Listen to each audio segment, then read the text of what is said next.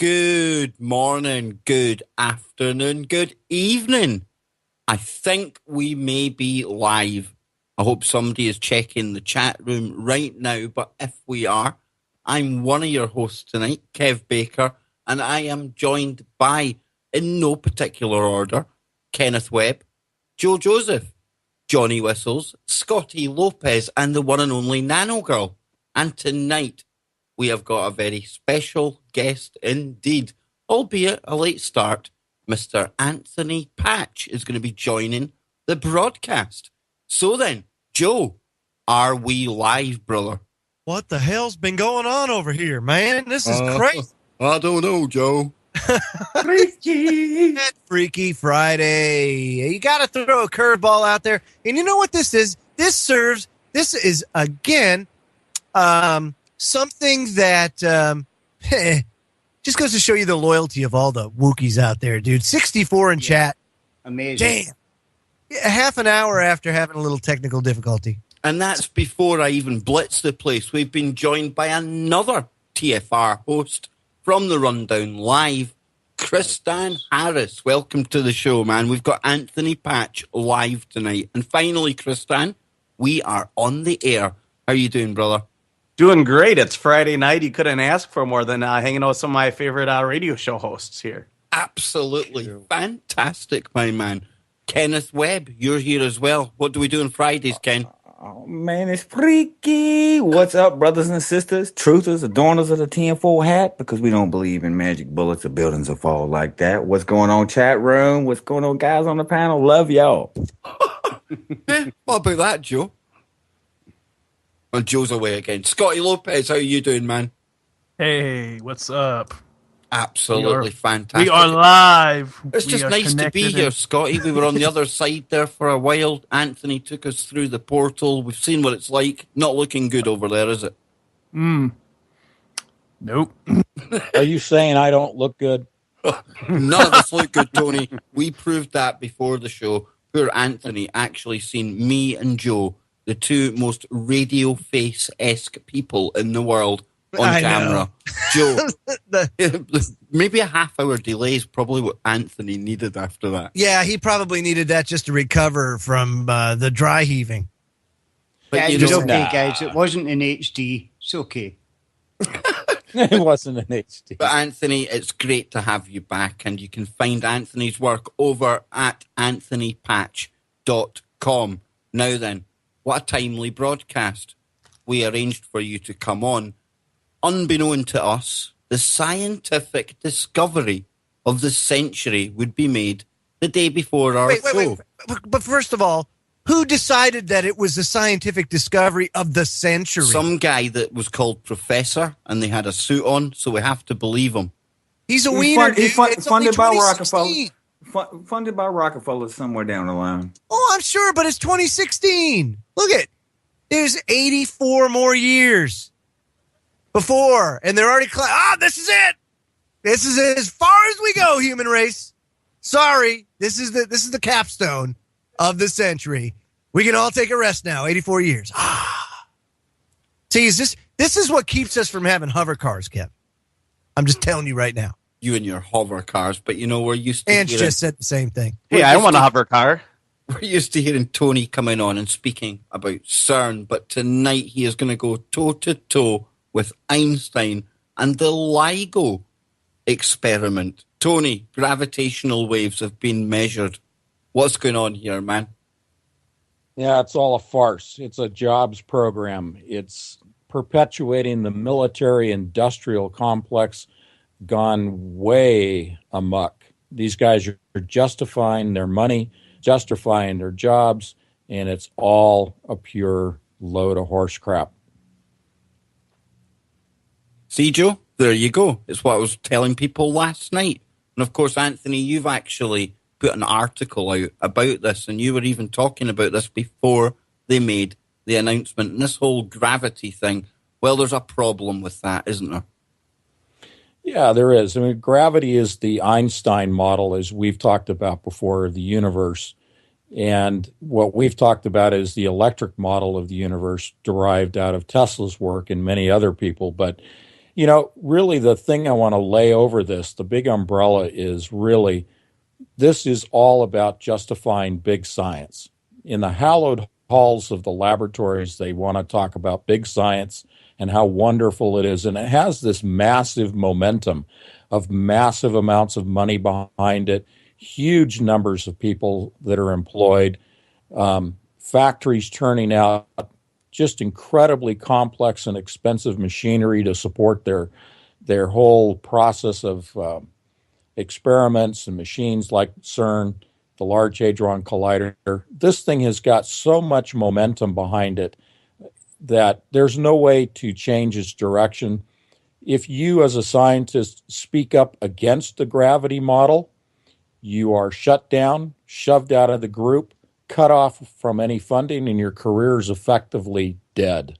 And I mean, Newton himself, he even said that his law of gravity, as they call it, and we still call it today, it wasn't even a hypothesis. What he was doing was he was describing the effect. He wasn't describing how it worked or why it worked.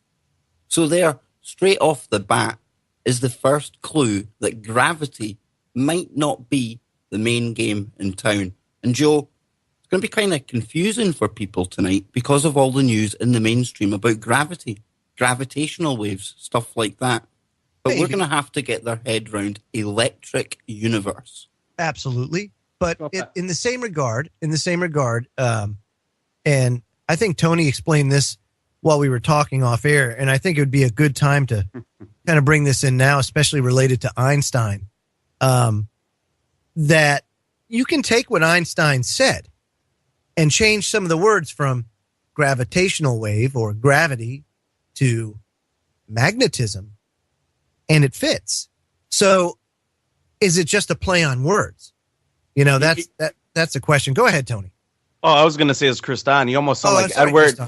You almost sound like Edward Leeds Scullman over there talking about magnetic current and dual polarities and how everything is a polarity and you can reverse that and make things weightless. That's funny, Joe. But one thing I did feel or hear interesting that your guest was talking about is how they're actually working towards using science to fit a belief. So instead of taking science and seeing what the outcome is, they have a predetermined outcome, and they want to build a science within that outcome, because if anything happens outside of that outcome, it could not be possible, or it's not the reaction that they'd want. So it sounds like a controlled environment and controlled science. And it's just like global warming. If you don't believe in global warming, you won't be able to get a job in the weather industry. Exactly. So exactly.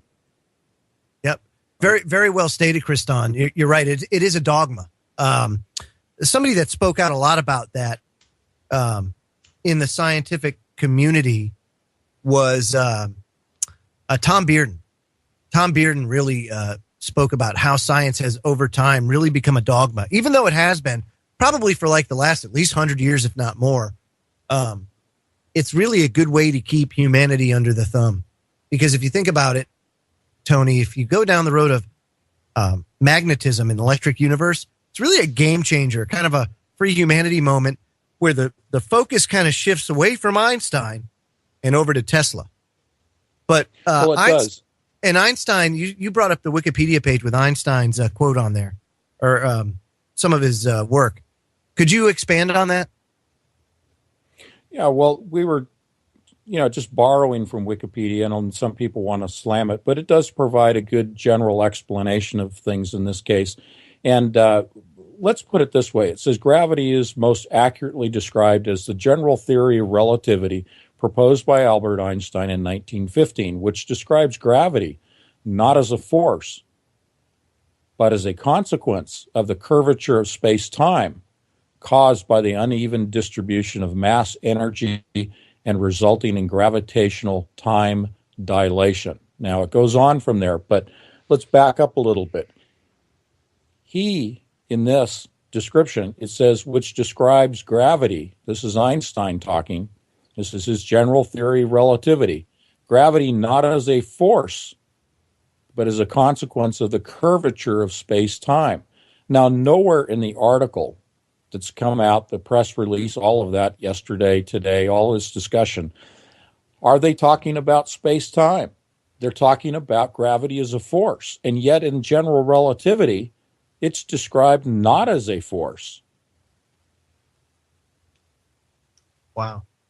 So they're measuring and saying that they're measuring a force. When you're talking about measuring waves, be they gravity waves or otherwise, right, waves are a force. But Einstein even said it's not a force. It's the dilation of it's the gravitational dilation of time. Now, to put that in layman's terms, it means that space and time are fluid. They change. They dilate, they contract. It's a very fluid environment. That fits into the plasma model. Absolutely, it does.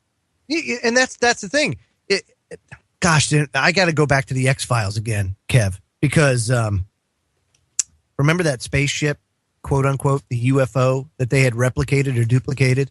Yes, the one using torsion physics. Yes. Oh, torsion physics.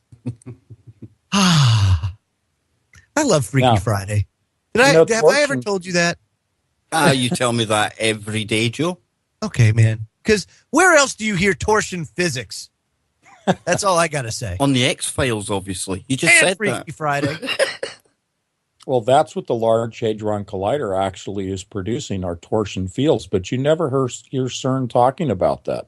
If you look at the construct of the machine, if you look at how it operates, the synchrotron, that's what this collider is. It's a huge synchrotron.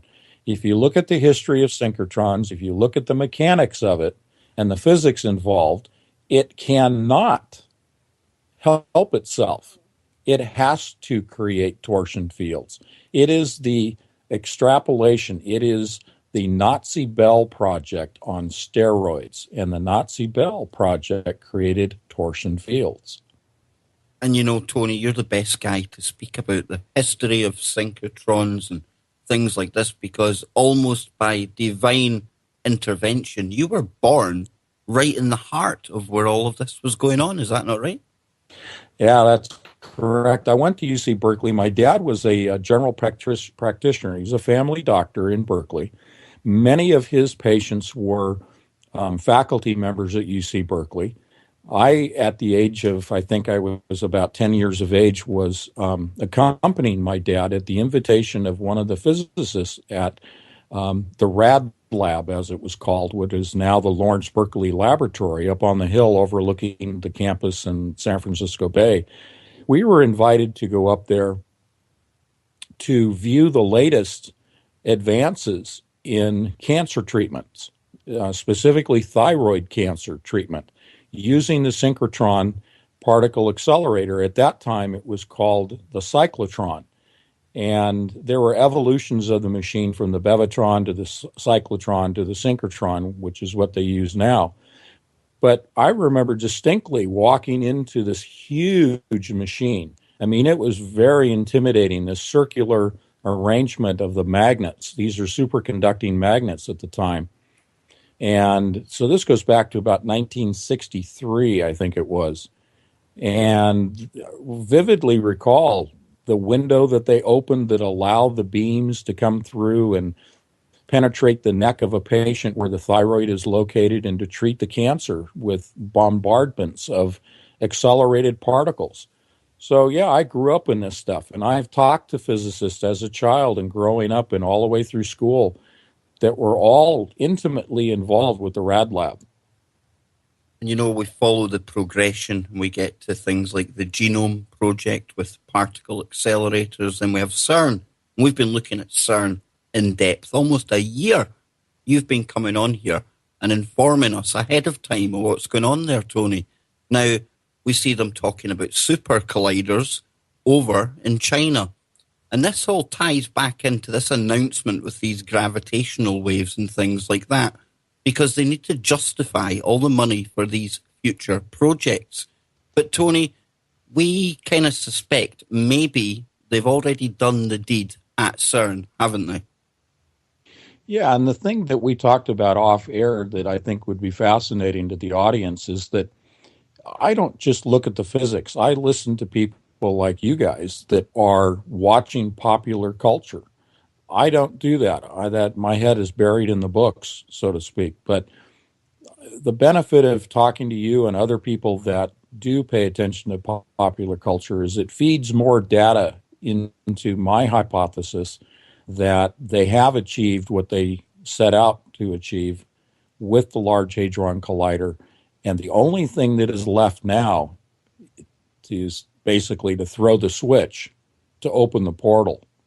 And popular culture factors into this because it's predictive programming, getting the masses ready for these huge announcements that are under the big umbrella that I throw over it, which is disclosure. And we'll get into that in a second. And we were even eyes peeled to the Super Bowl because the minute we heard that Gaga was going to be singing at the national anthem, then our alarm bells went off because she is working with Intel for something with the Grammys. And this is something we spoke about before. But these mega rituals, they're definitely timed, Tony, and they're definitely foreshadowing what they intend to come. Is that not right?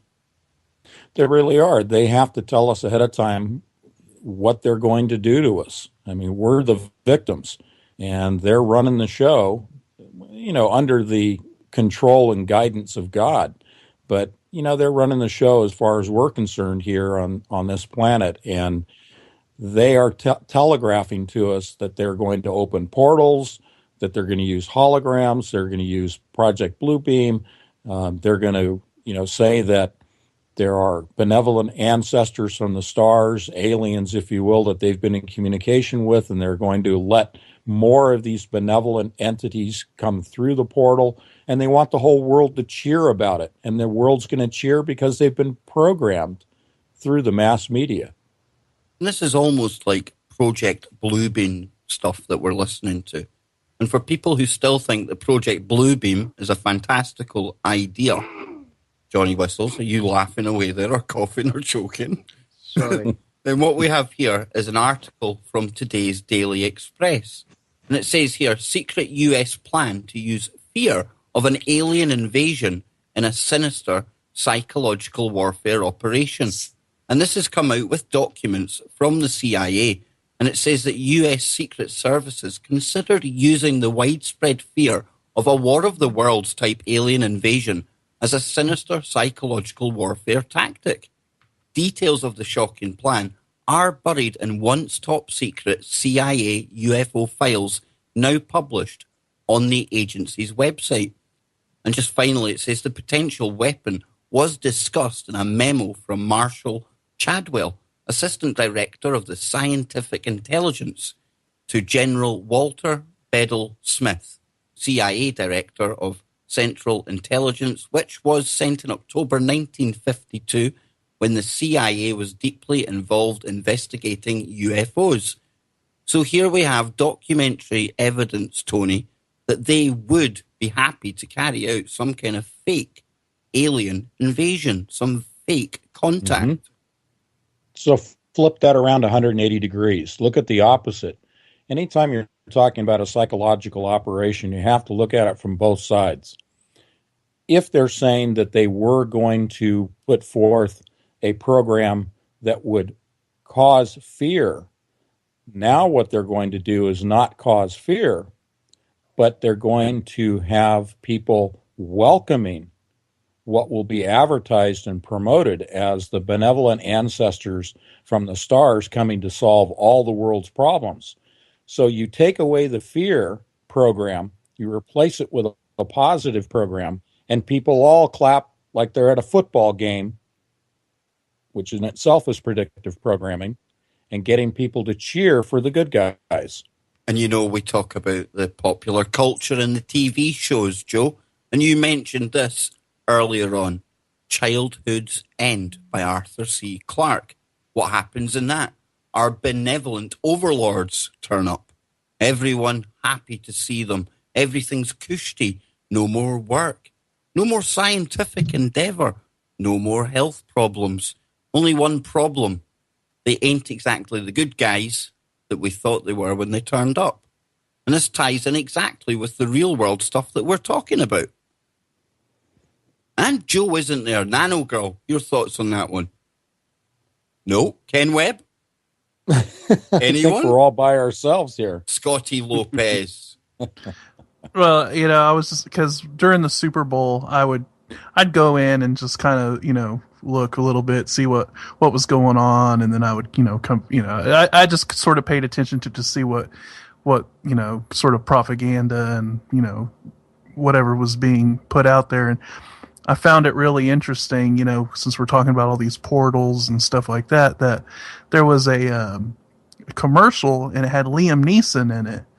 And he had a card that he threw at a window, and on the back of the card was the Ouroboros, which is the snake eating its tail, and it turned into a portal, and that they were sucked into for this car advertisement, and the port where they were sucked into, it was sort of like a looked kind of like Tron or the Matrix or something like that. And I just thought that was really bizarre. That was one of the commercials that really stood out at me.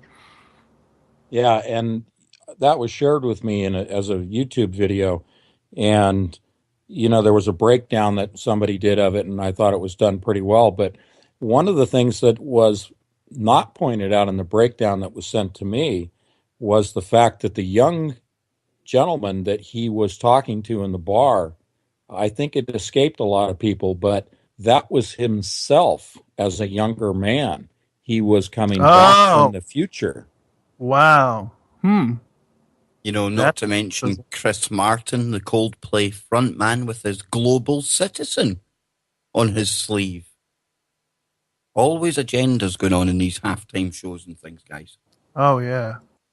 Hey, let me ask you something. You just throw it out to the group. Mandela effect. We talk about Berenstain Bears and all that stuff. Oh, goodness. I've been getting some people. I get a lot of people that send me information about a variety of topics, and I really welcome that from people that email me. But one of the things that I'm seeing is that there's a trend that appears that there has been a distortion in the time wave, if you will.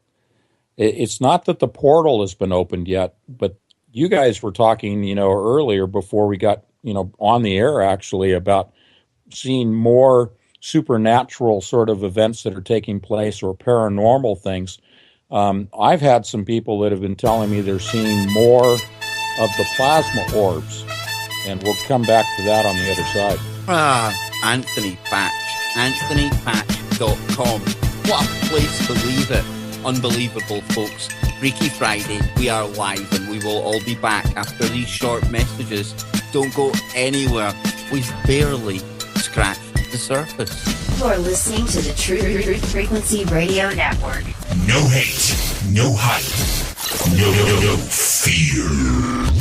Welcome back, everyone, to part 2 of tonight's very Freaky Friday. With me, one of the Woo crew, Kev Baker. We've got Joe Joseph, Kenneth Webb, Johnny Whistles, Scotty Lopez, Nano Girl, and Kristan Harris. And of Freaky! course, no Freaky Friday without that, Ken, is there? Exactly. No, absolutely. And tonight's special guest, the one and only Mr. Anthony Patch, the man who is the inspiration behind Quantum, Kev, and a lot of the better articles and videos that I come out with. And Anthony, I have to thank you for that. But before we carry on, I want to give a shout out to everyone out there on the streams, because Anthony was asking about an uptick in paranormal activity. If you're in the chat room, throw out in there if you've experienced anything. And as the show goes on, we are going to go live on the phones, because I know Mr. Patch and Ken Webb and a few other people, they like taking the calls. We want to hear about your experiences. Let's go interactive on Freaky Friday. And Tony, you were talking before the break about these paranormal experiences, entities, and what sprung to my mind was the recent announcement of this new invention, the Santilli lens, a concave lens that was designed to go and look into the deep reaches of the universe. For similar to my chronovisor? Similar, not quite though, Joe. Okay. More interested in looking for antimatter and stuff like that. So, I'm not into that. long story short, the guy's got the telescope set up in Tampa. He's about to point it upwards into the sky, and then cloud comes. Experiment ruined. Only he points the telescope horizontal, and an amazing effect takes place when an image is captured on a digital camera, because what you then start to see are invisible terrestrial entities. Tony, what is this all about? Yeah, it's pretty wild stuff, and I made the leap to the Lucifer telescope, which the Vatican operates. Well, Tony, in Arizona. You mentioned Wiki earlier on, and yes, it is a bit of a questionable source. However, when it comes to these kind of locations and stuff like that, we can kind of take it as read. And one of the major highlights, it was even emphasized, was the fact that what made the Lucifer device special was the fact it has a second concave lens in it. So they already were using this kind of technology. I think what's interesting about that is who owns that telescope? The Vatican. See, that's what I'm saying. I think that's the craziest thing, down to breaking down the actual telescope and what it can do itself. Man, nah. But I mean, I'm sure it's great and everything, but the thing that keeps sticking in my mind and won't let me get into that at all is the fact that the Vatican that's a telescope and they name it Lucifer. I mean, come on. I mean, that's just, and when we said it time and time again, that's the most insane aspect of the telescope, is that it's the Vatican's, and it just happens to break out through that long thing. I'm sure one of you guys know exactly what it breaks down to, but it's like, how do you could have called it something way more simpler than that. They went out of their way to call it the lucid telescope, and I think that says a lot. Well, yeah, and Ken, I was just going to throw in one other enigma for the Pope is all of the pedophilia, and they're people of God. Please go on, Anthony. No, sorry. You guys go for a moment. I got something I'm chewing on here. Okay, guys. Can we go back to time travel, please? Because let me throw the two things out. That's what my chronovisor does, Nano. Okay. Well, Mr. Yo-Yosef. So let me throw the two things out because I want to throw this out for the chat team. So on CW, the CW is Greg Berlanti, I think, is the producer director of a lot of the shows. So here's the two time travel shows. Obviously, The Flash, and now this new one, the Legends of Tomorrow. And they're out and out. Now, those guys are out and out where is time this, traveling. This is on the CW. This is on the channel, the CW. CW? Okay. Yes. And it's called what now? Okay, there's Legends of Tomorrow. Right. And they're chasing a bad guy. So I apologize. I'm just writing this down while you're. Okay, so they spent 2 weeks in 1975, and they're going to scoot into 1985. They are doing stupid stuff, like they are talking to themselves in the past, and they're doing all kinds of stuff. They're just like, it's like the Goofy Kids running to the past, and they're ignoring, quote unquote, all the laws of physics. Oh, they're just like all the rules are just not. They're just like they're oh well, we're here. I want to do this. Okay. Oh boy. And I find that fun. That's much more fun than we can't do that because that will wreck the time continuum. And then you've got you sounded like Kev Baker for a second. Shut up. That's because we've been chatting with each other for a year now, yo. That is because she's a fully fledged KBS crew member, Joe. Come on. That's right. I'm a crew. I mean, it's amazing. Wow. You've done well. But he also mimics you. Don't tell him that. He can still be saved. I still hear Yo-Yosef isms. Okay, so so time travel. So I wanted to get everybody's input. So since we've got, and that's just two of the shows, right? We all know that there's all kinds of shows out there about time travel. So I wanted to get the panel's input on where do you guys think we are? Is this an announcement? Do you think they're just entertaining us? What do you guys think? Well, I know that there's people out there that have claimed to time travel, like Steve Gibbs, who created the hyperdimensional resonator. I know he's been on Coast to Coast, and he's claimed to travel. And there's plenty of other peoples who have used that device who have claimed to either have done astral projection or traveled to different times. And one of the things that you guys mentioned, what was it, the Mandolin theory? He spoke of a lot, like when he went into alternative dimensions, that sometimes movies weren't like he remembered, like different people had different parts and things were similar but not exactly the same. So I don't know. I don't know. I've never time traveled. I've never met anyone that claims they have. Is it possible? I believe it is. I think it's very plausible. Isn't it a little bit what the Philadelphia experiment was about with Einstein, and who else was involved in that? Tesla? Tesla, yeah. Yeah, no, I believe they've had it for a long time, and it may not exactly look like what we think it looks like, but I think that it's available. I do. I think it could be even a spiritual connection of some kind. It could be some ritualistic connection. They could maybe even walk. Well, we all know they have remote viewing. Right. So there's, and some people are way better than others. And then the people that are really good at it probably don't share on any one of our shows that, oh, by the way, I do this for the CIA. So, yeah, I find my favorite show so far, because they're running into all the time travel no-nos and doing them anyway, is The Legends of Tomorrow. That is the most fun. It's the most lighthearted. It's the most fun, and it's kind of a kick in the butt. But do I think they have it? Abso-freaking-lutely. And I also think that they use it to have things go their way. So if they have a plan and it doesn't quite pan out the way they want it, I think they just redo it, or they push a machine and have it, or however it works, and then they kind of jerry rig it so that it actually, and that's where we got the Bernstein Bears and all this other stuff. So that's kind of my theory. It's been my theory for a very long time. That they're making it warm and fuzzy for you. The fact that you enjoy that show is a psychological success for them, as it is for a lot of people that watch it and they go, hey, this is all just going to be kicks to play with time. And Tony, you could factor in a program like Heroes into this as well, because this is basically humans that get superpowers, and they make this uber cool as well. And that takes us to other topics we've spoke about with the DNA, and we'll get back to that as we go on. But time travel, Nano, 12 Monkeys is the best one for me. I think definitely they've got it. And B, I think particle accelerators are a huge part of it. Well, now they're using a particle accelerator for 12 Monkeys and for Flash.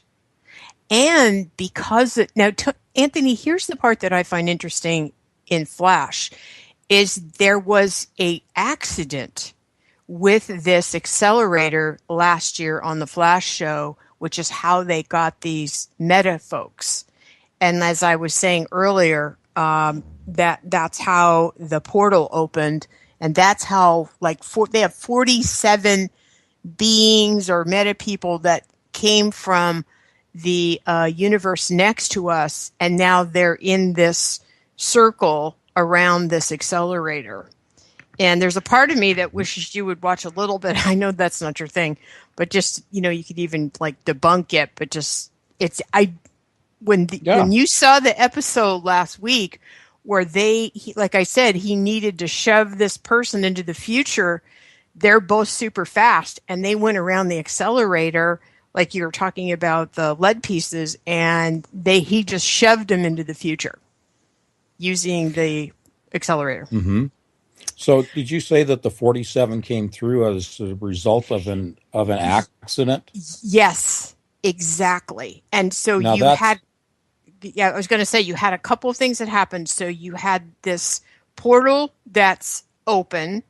You have, and what their goal is to try to get these beings to get back so that they can close that portal. So there's smaller portals where these guys came through. They are in a special lab that reminds you of, the one at CERN. And I mean, It's so dead on. It's not even funny. And when I was watching them run through it, I thought, oh my God, Anthony would love this. And for people who have a hard time kind of visualizing what you're talking about, it's kind of cool. It's like, oh, sure, that's what that looks like. Okay. Well, look at the film that CERN put out last year, the video called Symmetry. And the reason I asked you about the accident or an explosion is in that video Symmetry, they actually do have a runaway machine, so to speak, and it does malfunction and it's out of control. And that's when the portal opens in Symmetry. Now, the TV show sounds like it's kind of mimicking that, and my thought is, well, maybe they're going to say that the portal opens perhaps this year. The portal opens by accident. But because the accident happened, it's a good thing. And we should all applaud the fact that just like in other areas of science, all through the history of science, some of the best discoveries have come about because of an accident. And Tony, this is a really good time to segue to something that I think needs addressed, because Nano not long ago mentioned remote viewing. You're mentioning accidents and stuff like that, and people's reaction to scientific experiments like CERN. And there's been a heck of a lot of disinfo just lately on this whole topic. Could you address that? Yeah, going back about a month or so, there were some people on YouTube that were saying that there was through remote viewing, they had seen nuclear explosions and meltdowns and all this other stuff taking place with the Large Hadron Collider. And they were saying, their proof was their remote viewers. Well, it was complete nonsense, and the machine carried on and did all of its experiments, and everything has been fine, and they shut it down normally, and there really has not been anything untoward that's happened with the machine. But this was a psyops. This was to find out who would applaud the machine being destroyed, who would applaud the injury or perhaps even the death of people working at CERN. And you guys know, and I've said it many times, none of us want anything harmful to come of the experiments or any injury or death to occur to anybody involved in it. We pray for their souls.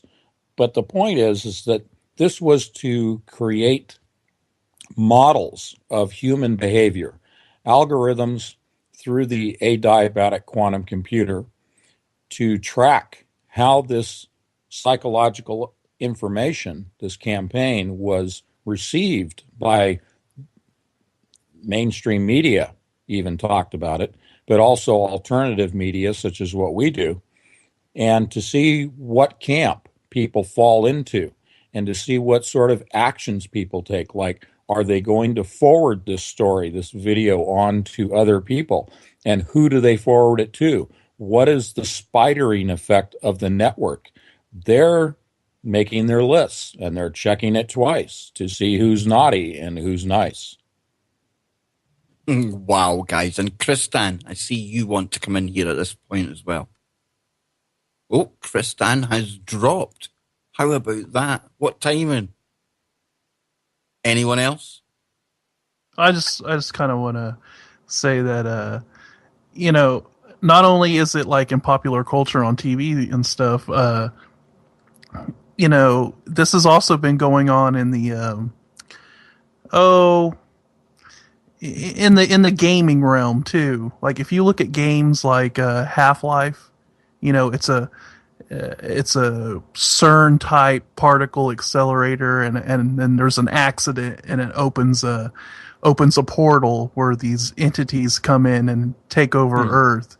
And if you look at the game Doom, it's the same thing. They have a lab on one of the moons of Mars, Phobos lab, and they have a particle accelerator type machine, and an accident occurs and it opens a portal to hell, essentially. Demons start pouring out of it. And so a lot of my I'm really into technology, and I do like computer repair, and I'm really into the gaming culture and all that, and that's a really big topic that is always played upon in these video games, is that there's some sort of an experiment at some lab or some technology, and then it opens a portal, and then demons or interdimensional creatures come flooding in, and you got to be the one to save the world or whatever. But that's just a reoccurring theme in a lot of these games. I just thought was interesting. Well, what's interesting is you see here two different camps. You have a camp in which the machine malfunctions and the portal opens. You have another camp in which the machine is successful and opens a portal. But then you also have, as a result, either good guys that come through or bad guys that come through. What you're seeing here is like a football game. You have two teams. They go to war against each other. But what you have achieved is you have divided the forces. You divide the masses. You divide the people into two different teams. And then they fight between each other. They fight amongst themselves. This is the goal of the Illuminati and other organizations, is to divide and conquer. And people need to understand that in a psychological operation, if you can psychologically get people to align to one team or the other and then provoke a conflict, your end result is you diminish the numbers of those people on both teams. You have a lot of casualties. Those that are left over, you can then much more easily control. And we go to the Georgia Guidestones, we go to the whole thing of eugenics, we go to reduction of population, so that what you have left you can control. In the final analysis of all these scenarios we're talking about, it is all about control. I couldn't agree with you more, especially considering the fact that that's kind of the plan. And Kriston, I know you're up next, so well, I wanted to talk about some of this predictive program I remember. Please.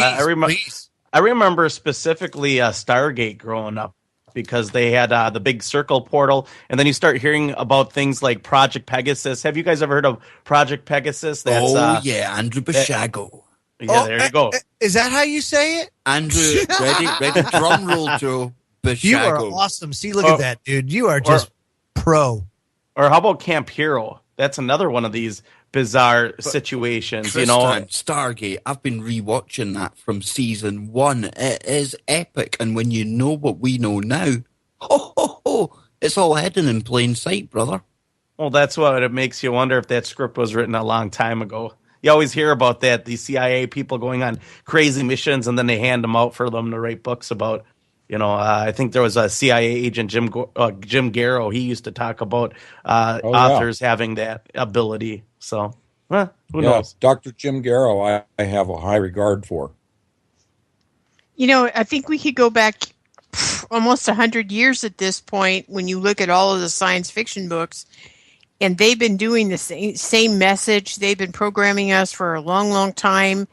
I go back and I watched Masters of the Universe. I know I shared this last Tuesday. God, it was the last Tuesday. Tuesday this week, and that was from 1984. My God.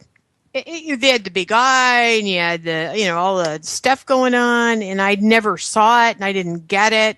And even all of us who probably were very much born awake, I really think you're born awake.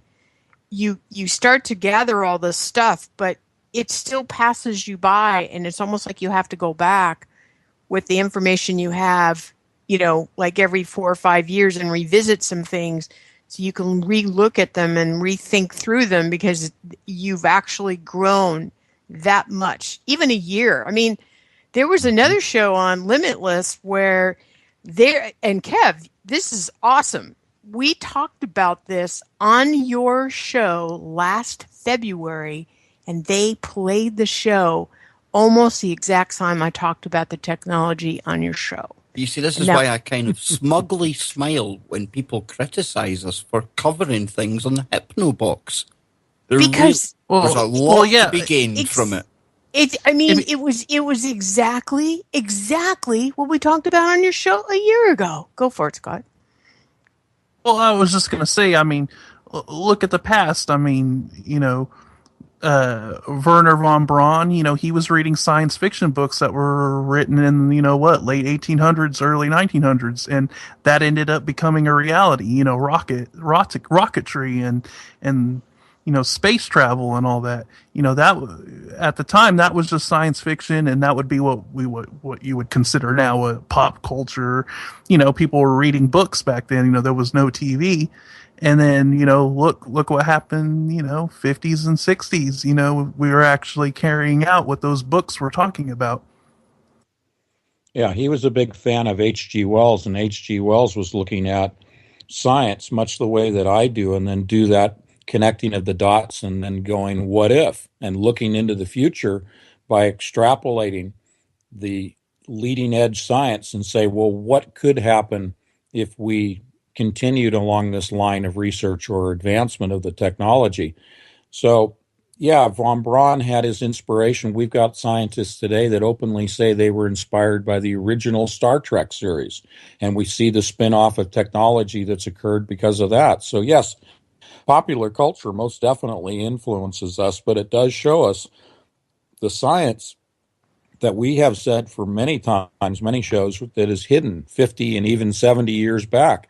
I watched the first episode of the re-release now of X-Files, and in there Mulder says the science has been hidden for 70 years.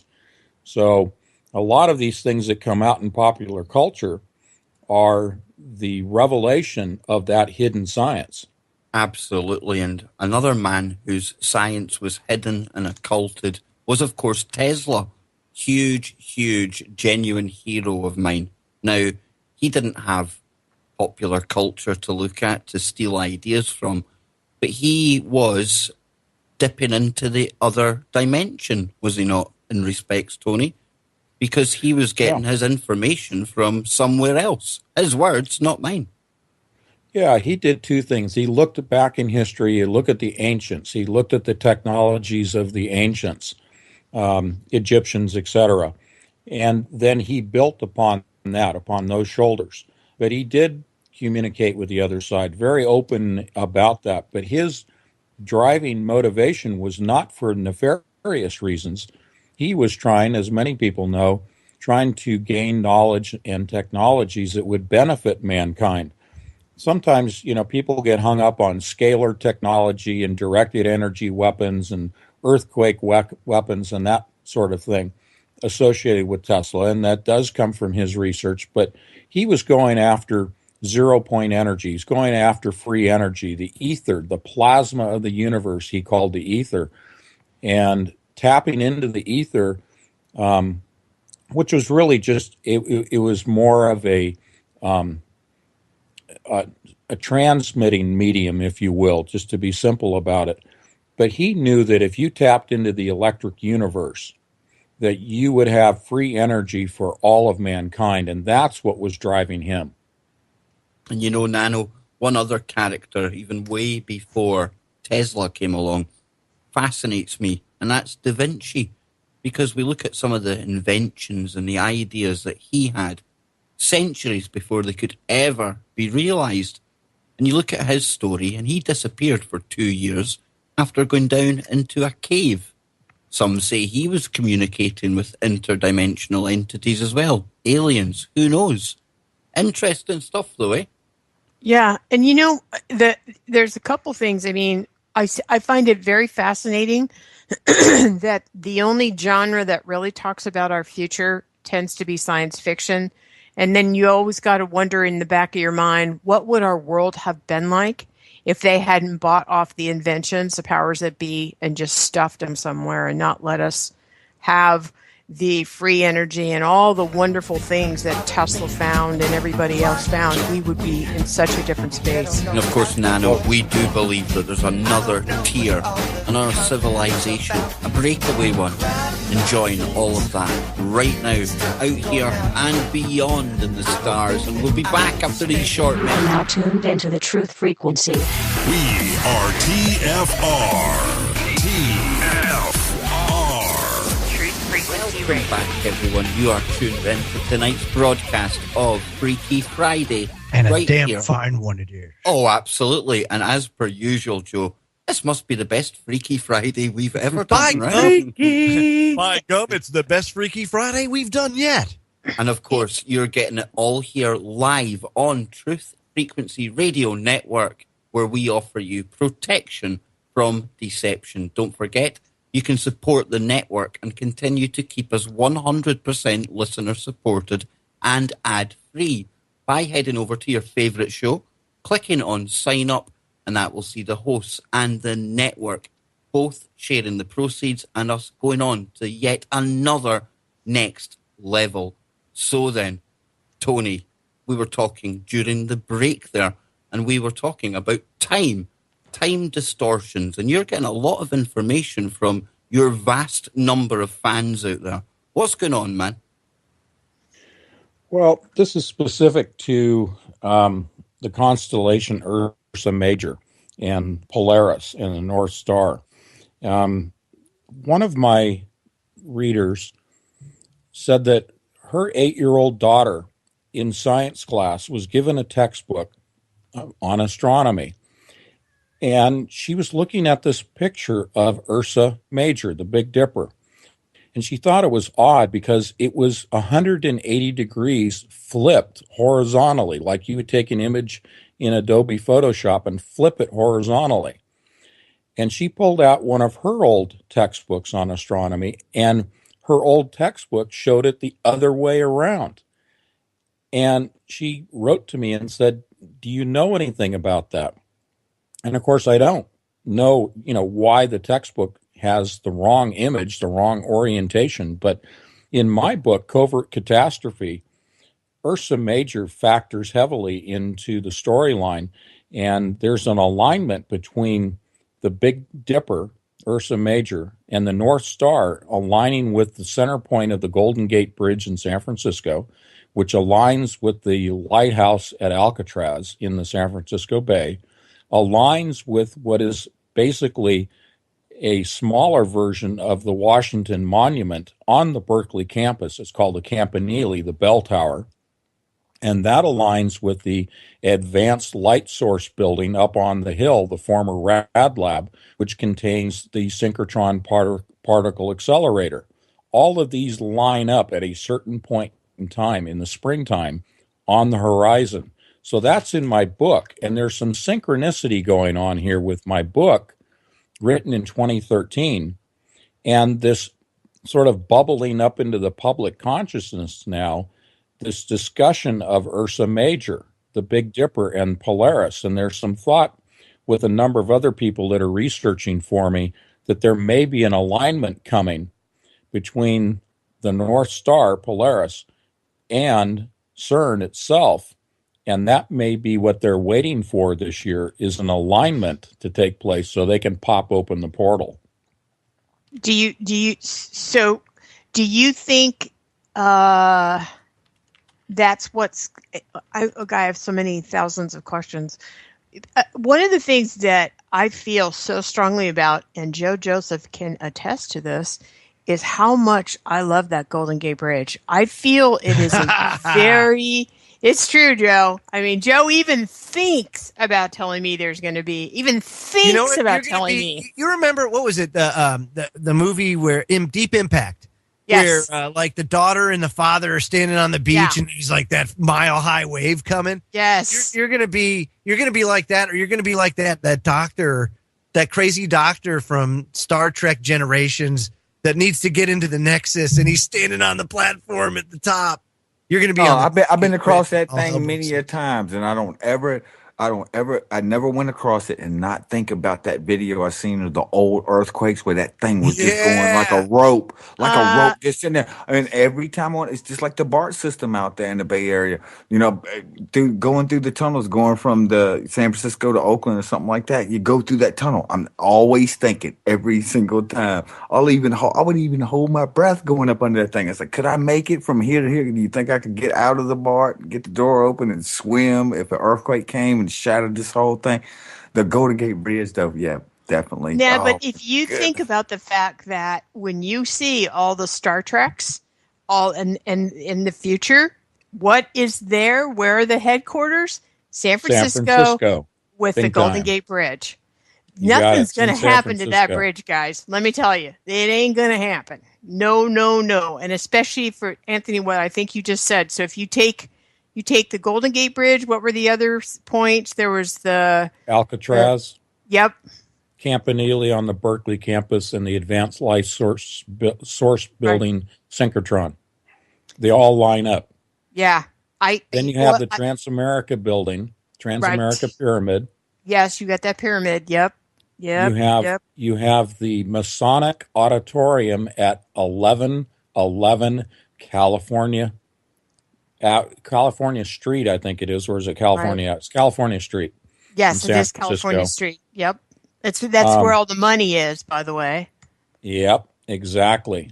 And now, I grew up in the Bay Area. I told you all that good stuff, but you mentioned earthquake. Just as a point of personal interest, I was a paramedic in Oakland for 27 years in the private sector. The Loma Prieta earthquake in October of 1989, I was involved in the rescue operations of the Cypress structure, double-decker concrete freeway that collapsed, and we were involved in the rescues of those people that were trapped in there. And then we had the Oakland Hills firestorm that occurred in 1991. Now, we were, expecting the third hit. Everything happens in threes. But, yeah, I share, the concerns of the bridge collapsing and the BART system and all of that. But you see how many times, I have seen enough movies to see how many times the Golden Gate Bridge gets destroyed. But it's also in the future. So if it does get destroyed, they're going to rebuild it. I guess, and I was here for the 89 earthquake. I'm not saying it can't happen, but you've got so much stuff going here, and I still think that they know how to make things not happen. And by the way, one more current television show, Scorpion, interesting name for the show, where all these brilliant superminds. Interesting character. This week's show, guess where the earthquake was, Joe? L.A. And guess what they dealt with? Wait for it. The gas crap that's going on down there. They saved L.A. Yes. And it was a 7.2 earthquake. But that show as well, that guy features somebody called Walter O'Brien. That's when you right. look into Walter O'Brien... good Irish boy. No. He's Mr. NSA, isn't he? He is not a fictional character, and he's a real person. He was snapped up by the FBI at an early age, and he went on to form a software company by the name of Scorpion. And get this, because... what he does is he makes modeling software, which the Pentagon are very keen in. Oh, very Jade and D-Wave computerish, guys. But look where that earthquake was. It's down in L.A. It's a 7.2. And what they do is they take a shipping container, turn it on its side like a big funnel, like a great big fire pit. Yep. And light it so that the gas goes up, and they light it so that it doesn't blow back out and blow up L.A. In fact, blow up Koreatown. Well, interesting. No, wait, let me finish one more thing. Interesting that they're trying to stop blowing up Koreatown after Korea lobbed one of their satellites over the Bay Area. Mm-hmm. Enough said. Now, interesting that got put together last week. Sorry, I'm on fire about this. Okay, I'll shut up. Go ahead. Nice pun. So on fire. Here you've got a guy who has a software company that predicts and models the future, and then you've got a TV show that runs in tandem, putting out fictional, we think, storylines. Or are they taking it from his software? And if that's the case, and they're putting it out there as a thought form, Clyde Lewis, I know, keep talking about him, but he talks about Tolpas and the latest X-Files. It had a Tolpa in it, a thought form that becomes reality. So if you put these perhaps probable future events into a TV show and get enough people watching it, do you increase the probability of that being the outcome in the future? Is that a question or a statement? It's one of those rhetorical ones. Well, I think both. I think you plant the seed. That's right. But I think, Scott, and I think we've talked about this too, is that you could, it does both. It's their way of saying what they're going to do, and then, like you said, they plant the seed, and then we get that little bit of brainwashing going on. Well, yeah, and then it becomes a self-fulfilling prophecy when people see it, and then they start, doing things to actually make that come about. Yeah. Now, you mentioned the Scorpion software. Well, my mind goes to the Book of Revelation and the scorpions that are released from the bottomless pit, from the abyss. And that would be sitting right below, wait for it, CERN? Yeah. Yeah, me and my one-track mind. I'm sorry. No, it's not at all. It just shows how everything fits together like the jigsaw whistles. It's amazing, Kev, honestly, the more you think about it. The way things link as well, it's just incredible. And tonight's information has been so powerful. I know that Joe Joseph is sitting hallucinating in the corner. No, it's just I'm trying to open a wormhole right now. Excuse me. I'll be right back. We don't want to hear the flush. Is that the Doctor Who theme song I hear going on in the background? Joe, you're meant to say I was away for a week there. What happened? That's right. No, but time is relative, my friend. Time is all relative. So let me throw this out to you guys. Do you see anything in popular culture related to the North Star and Ursa Major? And the other question is, why do we have high tech, including the adiabatic quantum computer from D-Wave, all in Silicon Valley, in the San Francisco Bay Area?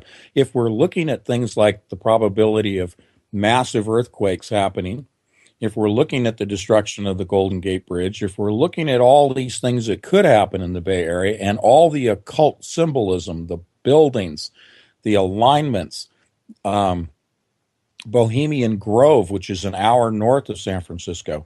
And Bohemian Grove, which is directly straight across the United States.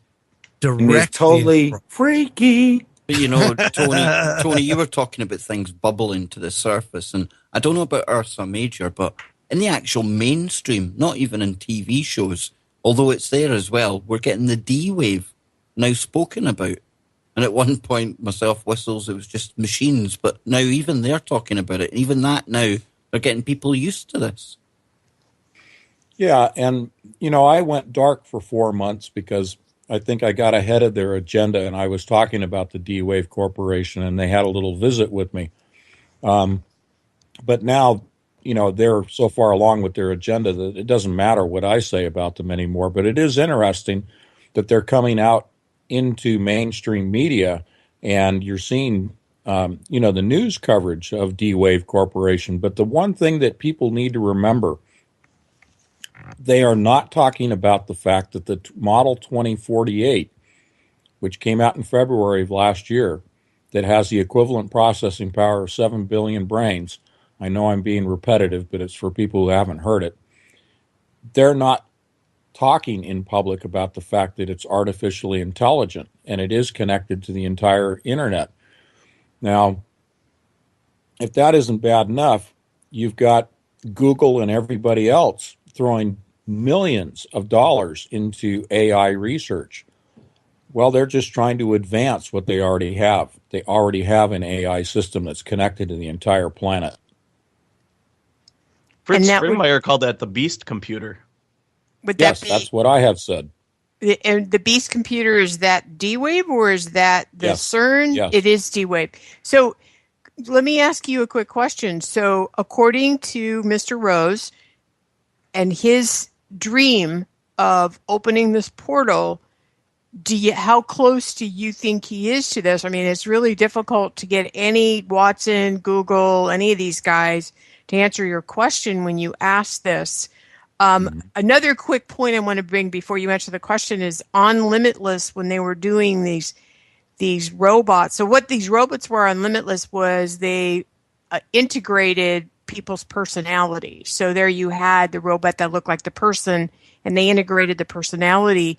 Well, it wasn't working very well, so the guy that takes that smart pill upgraded the software, can we say AI?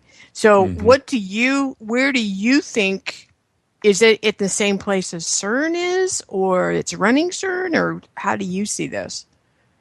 Yeah, it's sitting at Google headquarters in their X laboratory, in their experimental laboratories.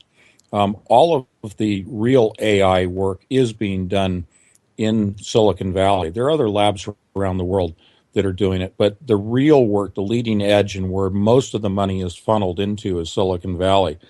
The D-Wave Corporation is a Canadian corporation, but their machines, the actual computers, are assembled and they are housed in the Silicon Valley, and specifically with Google and also with Lockheed, and down at USC with Lockheed. They have a Model 512 down there. The point is, the D-Wave Corporation Model 2048 is located in the Silicon Valley. It is connected by both the ESNet 5 internet, which is the Energy Sciences Network. It is also connected by the Helix Nebula. Helix, just like our DNA, the Helix Nebula server system. You go from a cloud-based to a nebula-based in terms of scope and scale of servers. And this is connecting all of the United States and Europe together with the Helix Nebula. This is what connects the adiabatic quantum computer from D-Wave with CERN.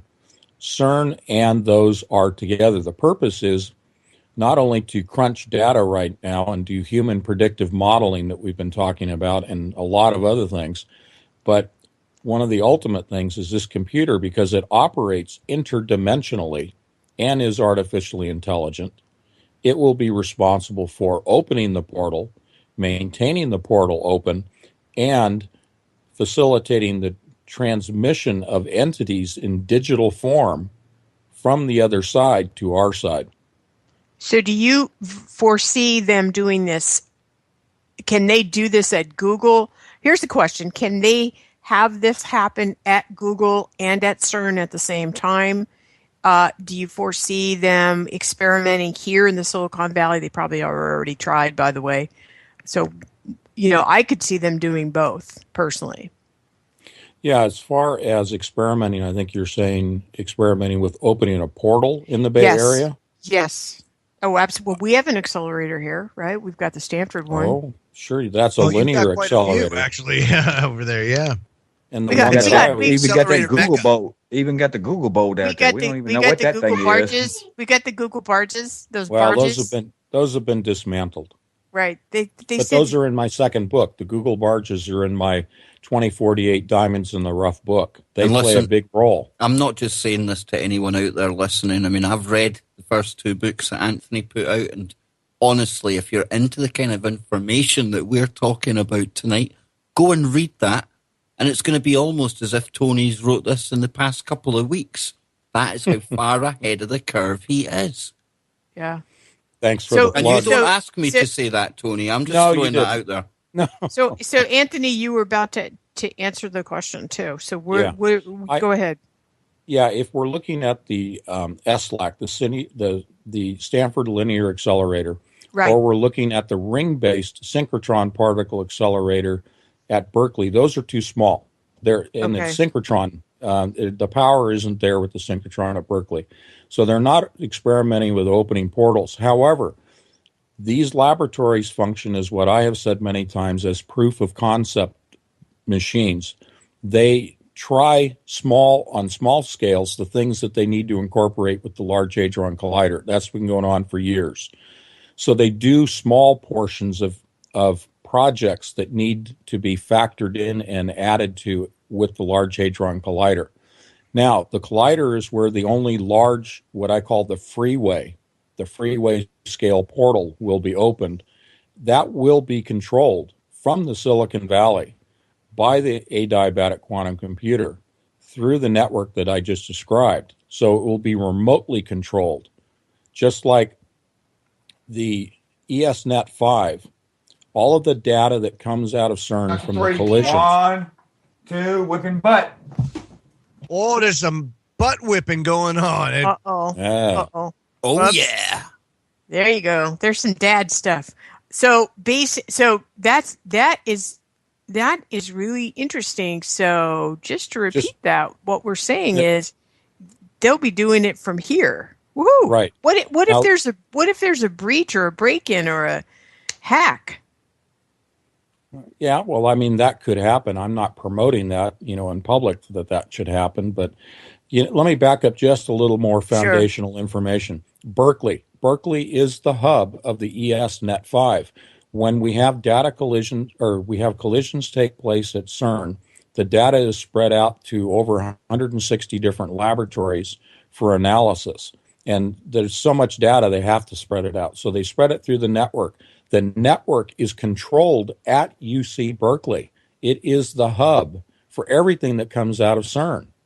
So now Silicon Valley, which Berkeley is a neighbor of, will control the portal. Wow. That's amazing. There was a reason that I was born at Alta Bates Hospital in Berkeley. See, told you.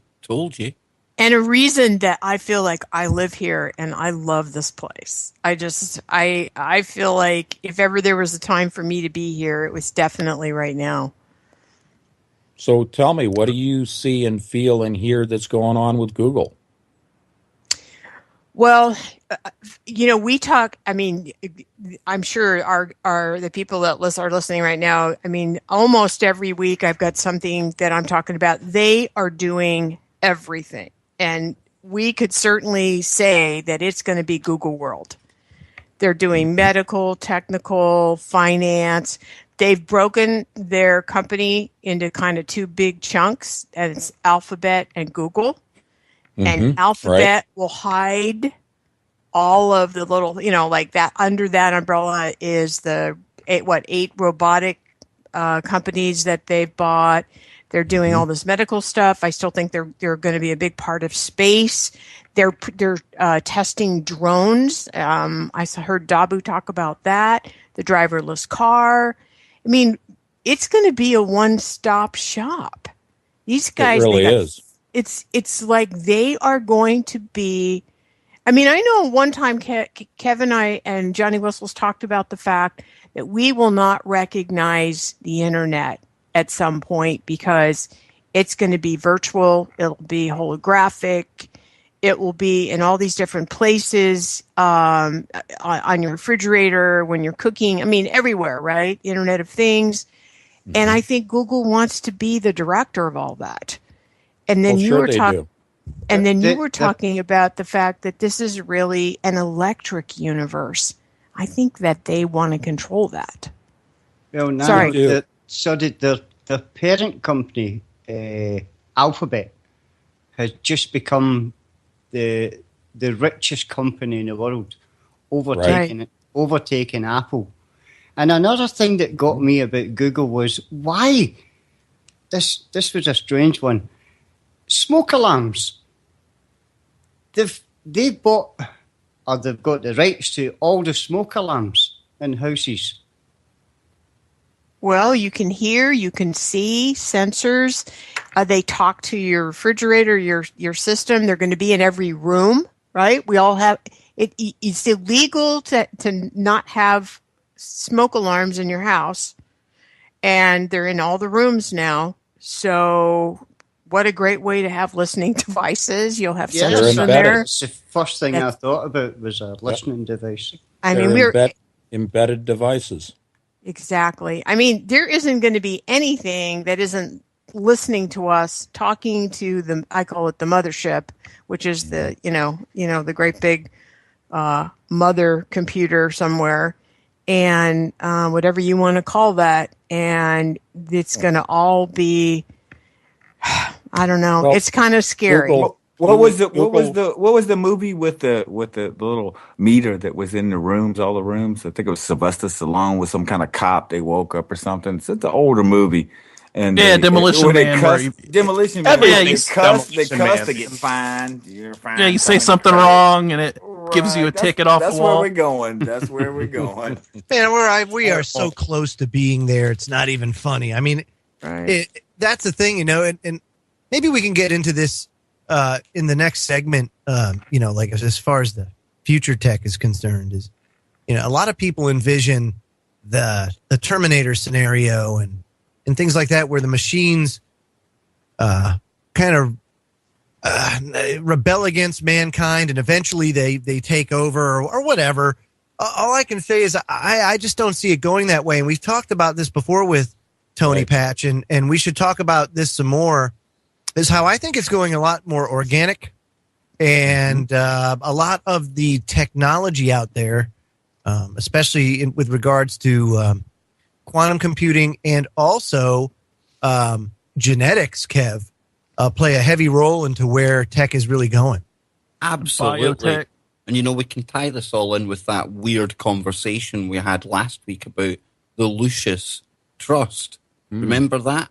Because still ongoing from our favorite organization in Geneva at CERN is something called the Year of Light, the Year of Lucifer. And that is why this window for this fake disclosure and this opening of the portal is right now. So timely. It runs until September. See? The end of the year is September. The Year of Light. And this is why Lucifer on the TV show is taking a vacation from hell and living in LA. This is the Truth Frequency Radio Network. We are TFR. Truth Frequency We got Radio. Ken Webb, we got Scotty Lopez, Nano Girl, Johnny Whistles, Kristan, and our special guest, Anthony Patch, anthonypatch.com. And guys, this has been a fascinating conversation tonight. And we left off with the Year of Light. And Kristan, you were talking about the Freemasons having that. Go ahead. Expand on what you were saying during the break. Well, basically in Freemasonry, they label all their years with Anno Lucius, which is in the year of the light. And the year of the light is the year of the light bringer, which some people out there believe is Lucifer or Nimrod.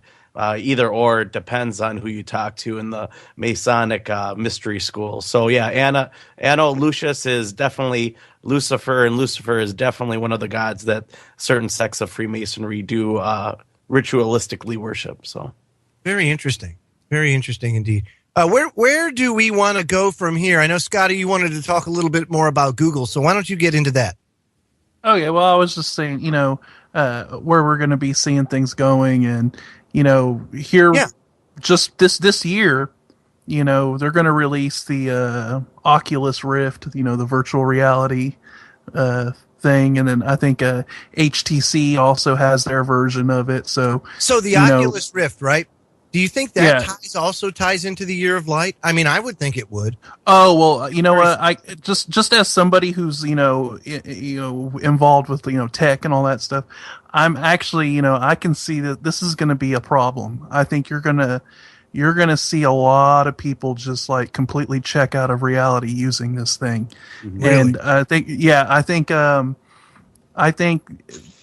there's going to be some kind of an epidemic and some kind of a huge problem with this, because the VR technology that it's using is absolutely mind-blowing. Like, it's not just, polygons and just, hokey-pokey 3D effects. Right. I mean, it's very, very immersive. And so you're going to see a problem with that. And then I think from that point on, I think it's going to move to like, you just put on like a pair of shades, and they're going to use augmented reality. So like, say you walk by a store, and instead of the store having a sign on its window, it's going to be projected on the window, through an augmented reality system that you see through your glasses or whatever. So they're going to start blurring reality and what's being projected on your, whatever's being projected in your eyes will be projected in the physical world around you. And that's where this technology is going. And that's where a lot of the people from Google, are saying that it's going to go. I urge people to look up augmented reality and what that is, and watch videos on augmented reality, because that's a way to completely blur, the difference between people aren't going to realize what's being projected in front of them and what is actually reality. It's actually a pretty scary thing if you look into it. But yeah, I think this whole virtual reality thing that's coming out is going to be a big problem, and I think people really need to pay attention to it. Do you think that perhaps Intel's going to do that with the Grammys? Oh, that's what I'm thinking. It's, to me, from sitting back and looking at this, I think Intel is going to make a big announcement either with virtual reality or hologram, and that's where it's going, because Microsoft is heading the same way with a lot of their technology, and this is where all these tech companies seem to be focusing on now, is augmented reality, virtual reality, and so that's where it's heading. And then once you get past the glasses, then you get the contacts. Then once you pass the contacts, then you get the implants. So and this augmented reality games, I mean, there's clubs springing up all over for this, and I seen a piece on Sky News, I think it was, where there was people meeting. You said there's clubs? Yeah, they meet in Trafalgar Square, and it's like interactive games because you're interacting with signs. Really? You actually hold up your mobile phone and you see things that you don't see without your mobile phone there. Right. But I've got an NVIDIA graphics card, quite up to date, and one of the updates that's coming out is to do with VR, virtual reality. So these companies that are making the graphics cards are looking ahead. Well, yeah, NVIDIA is very tied into it. NVIDIA and Intel, because Intel makes AMD graphics cards now. And you've got Intel as well. They've got something called ROS, and this is their operating system for the robots. Not an operating system for computers anymore, Scott, like Windows, but for the robots. Yep. They have their own special operating systems, and NVIDIA is tied in with the Oculus Rift. They're doing development together because, virtual reality, you have to have two separate screens being displayed, one for your right eye, one for your left eye. So you have to have a lot of graphics power to basically render two scenes at the same time at slightly different angles, to give you that illusion that you're in another world. I've seen one of these games, and it was like Resident Evil Nano, and you're looking at a guy, and there's zombies and half-living things crawling over furniture in his house because it knows where it is. And my son, he's big on his consoles. He watches these gamers on YouTube. Now, they've cleverly been given Oculus Rift technology, getting these young children all ready for this, all dying to get their hands on this virtual reality software and hardware. And this is all coming right now because we've seen it in the latest CES. Crazy stuff. Yeah, it's going on sale this year for everybody. I mean, everybody can go pick up a Oculus Rift this year. I mean, this is here now. It's not this the used year to of be the light.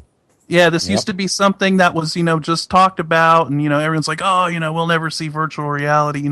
I've been following the development of this thing since the very beginning, and, this is the year. It's coming this year, and it's going to be crazy to see, what kind of effect it has on the general population, because all they've been able to do so far is, just do beta testing and only select people, like software developers and stuff have been able to get a hold of it.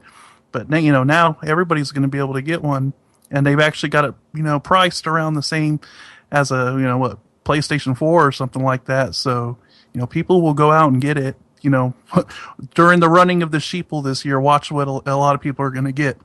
So watch the Grammys, and perhaps they'll hand out these devices to everyone in the audience at the Grammys.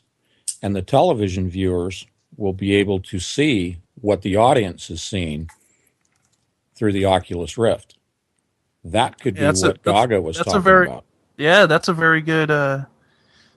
That's a very good take on it. That could be something that they are planning to do. I'm thinking. That's what I'm thinking. I'm thinking Intel is this big announcement with Intel is going to have to do with virtual reality or a holographic technology. Well, Gaga had said that I can imagine the unimaginable. I can invent the uninventable.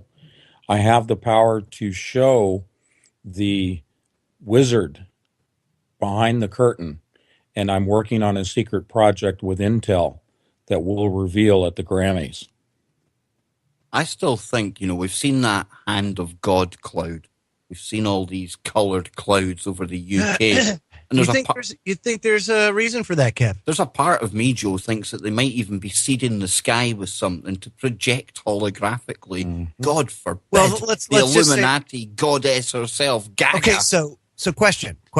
If they are doing that, right, which we know they are, and the main purpose one of the main purposes of that is to make the atmosphere a plasma, then couldn't you, in theory, if you can control that plasma or manipulate it, you can basically make it do anything. Absolutely. I think we're to that point. Well, that's Project Bluebeam. Mm-hmm.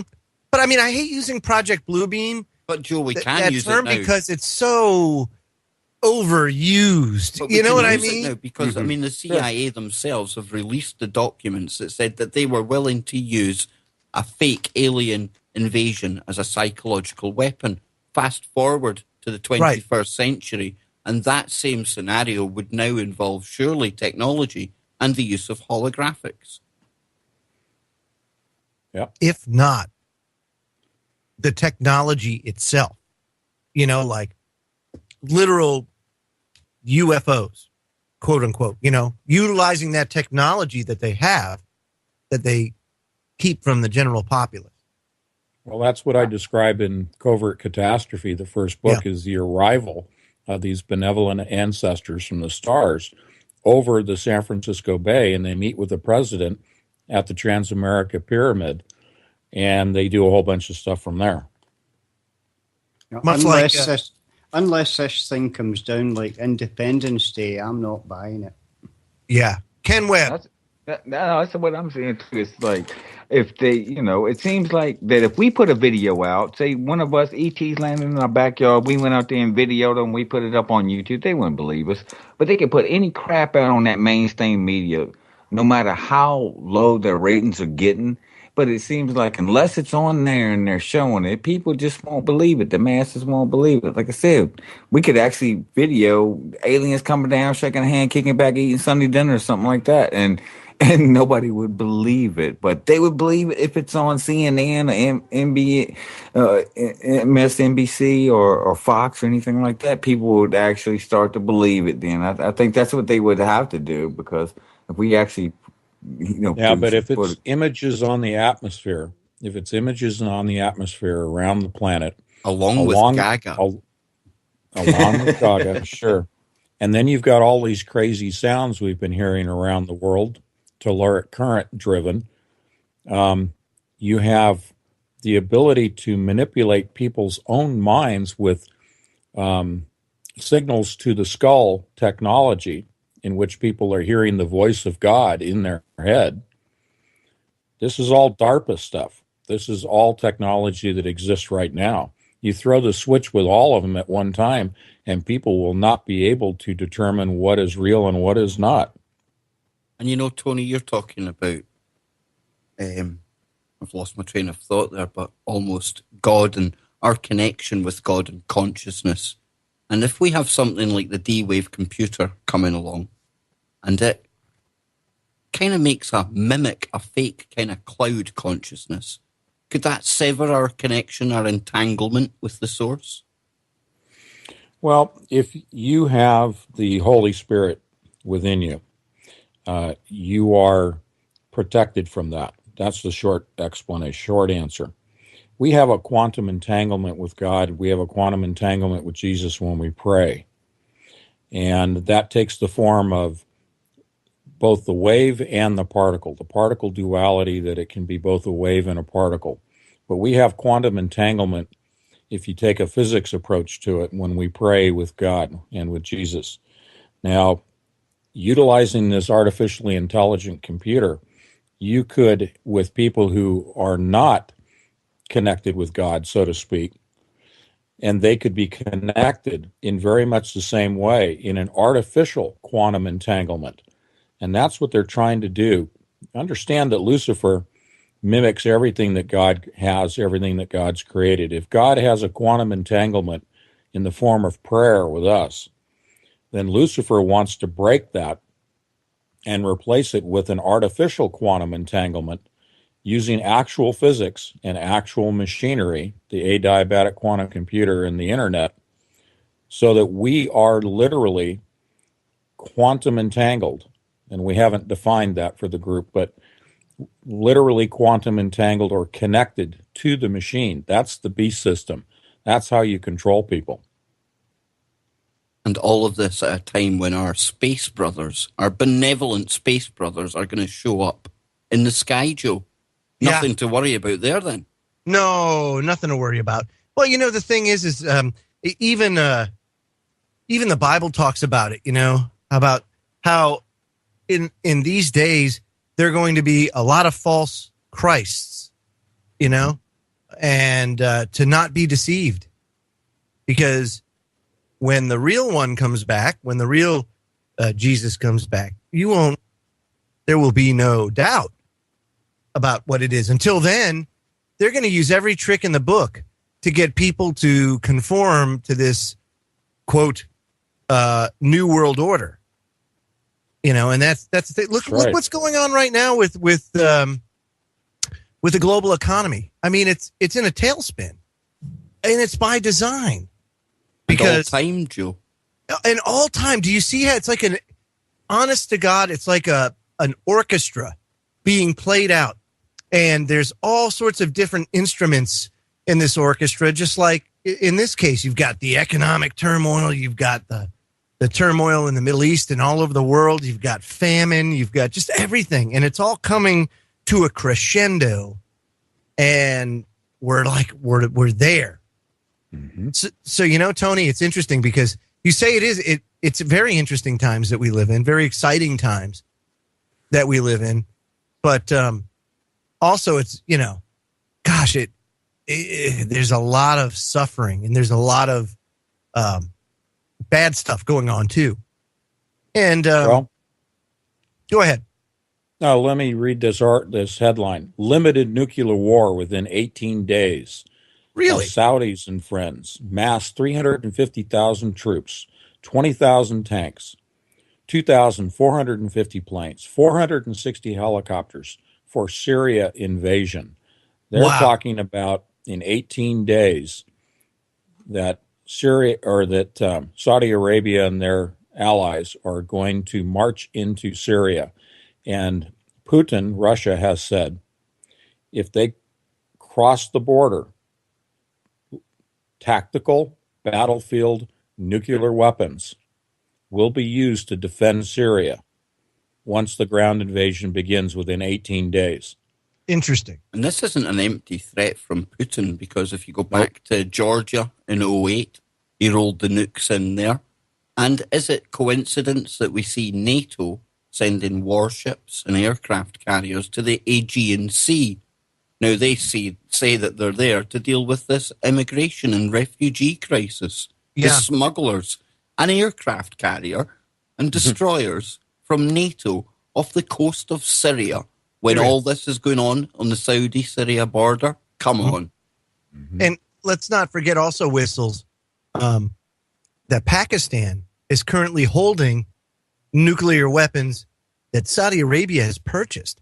How do we know that they haven't transferred any of these yet? You know what I mean? Mm-hmm. Yeah. Also the fact, Joe, that NATO they're sending thousands of troops all around the countries bordering Russia just now, and they just sent thousands there. It was only about a week ago, maybe not even a week ago, that they were sending thousands of troops right into all the borders against Russia. So it's again you just wonder how many times that it can be poked before they react. Yeah, absolutely. Go ahead, Tony. You were going to add something? Well, I'm going to plug my book again. 2048 Diamonds in the Rough takes place on the island of Cyprus, which is directly off the coast of Syria. That's where the main adiabatic quantum computer that the good guys are trying to destroy, among 6 others, it's all about trying to destroy this, D-Wave Corporation beast system computer in the second book. But a lot of the action takes place on the island of Cyprus, and I wrote that in early 2014. And Cyprus I chose because from a military standpoint, it's a great command and control point. It's a strategic location. I wouldn't be too surprised if we start seeing some things pop up in the media regarding what's about to happen in Syria that does involve Cyprus, because a little over a year ago, Russia was allowed by, actually Cyprus is split in two different governments, but the southern portion of Cyprus, run by the Cypriots, they allowed the Russians to expand their existing naval port in the southern end of the island to a much larger configuration. So that's a launching off point, an embarkation point for these Russian troops and ships from Cyprus. So I think when this battle starts, Cyprus is going to factor into it. And it was a little spooky for me to be reading this stuff today. Well, I know the Saudi Arabians are planning to send in about 150,000. I mean, everybody is, the war talk has started to ratchet up the last couple of weeks, and everybody's headed that way, which is why everybody that lives there is probably trying to file out of there before this goes down. So 350,000 troops, 20,000 tanks, 2,450 planes, 460 helicopters. This is not a military drill. Not to mention, Kev, not to mention the $4 trillion that Obama wants approved. And you got to know that's got to be war. $4 trillion budget. Interesting times. Yes, absolutely. What is it to say about Damascus, Tony? Because that figures in with the end of this age and the start of a new one as well, because that features quite prominently in the Bible. And of course, Damascus, that'll be exactly where the Saudis are heading for.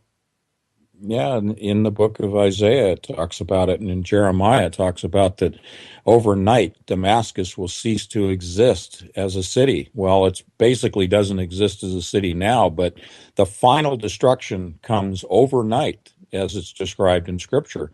Now, to me, that sounds like a limited tactical nuke scenario. And my scenario that I had run for a long time was a little different. It was the Golan Heights, that there would be an attack upon Israel, specifically Tel Aviv, that was launched from the Golan Heights.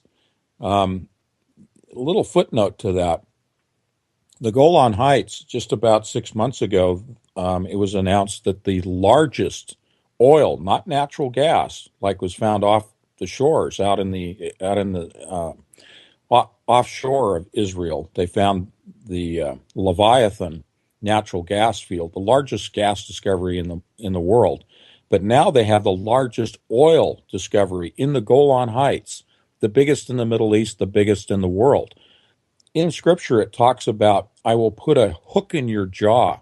He's talking about the military, the Gog Magog coming from the north. This is Russia coming from the north, and a hook placed in the jaw in which they're compelled, Russia is compelled to invade Syria and Israel. The hook is the oil and the natural gas that Russia so desperately wants. And this is being played out right now. I thought that maybe in retaliation for a strike coming from the Golan Heights towards Israel and Tel Aviv, that the Israelis would launch a couple of tactical nukes and destroy Damascus. Now, that may still play out, but however this is going to happen, Damascus gets wiped out.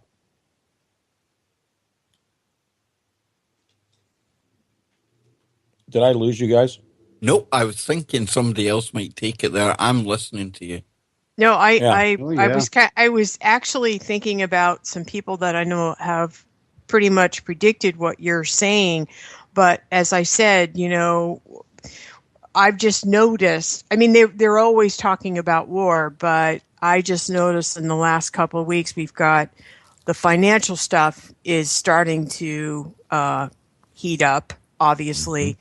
I guess Janet Yellen looked pretty ghastly today or yesterday when was she before Congress, I guess, testifying. It's like, well, it's not my fault. She might take that quarter point or whatever she's going to do. And then you've got all of the military stuff, all of the immigration stuff. Essentially, regardless of how you look at this, Germany, Sweden is in a bad way with all of these people there.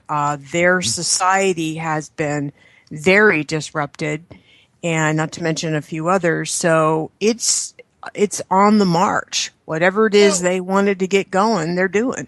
You know what's so frustrating about it all is the fact that it's just so, to us, it's like blatant. We see it.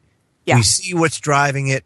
We see it's orchestrated, that it's all planned and everything else, and people just go about their business like nothing's going on. And it's, I guess my point is we always wait until it's too late, and just for one time, I would just love humanity to just snap out of it before it's too late, and we have to go through a bunch of crap.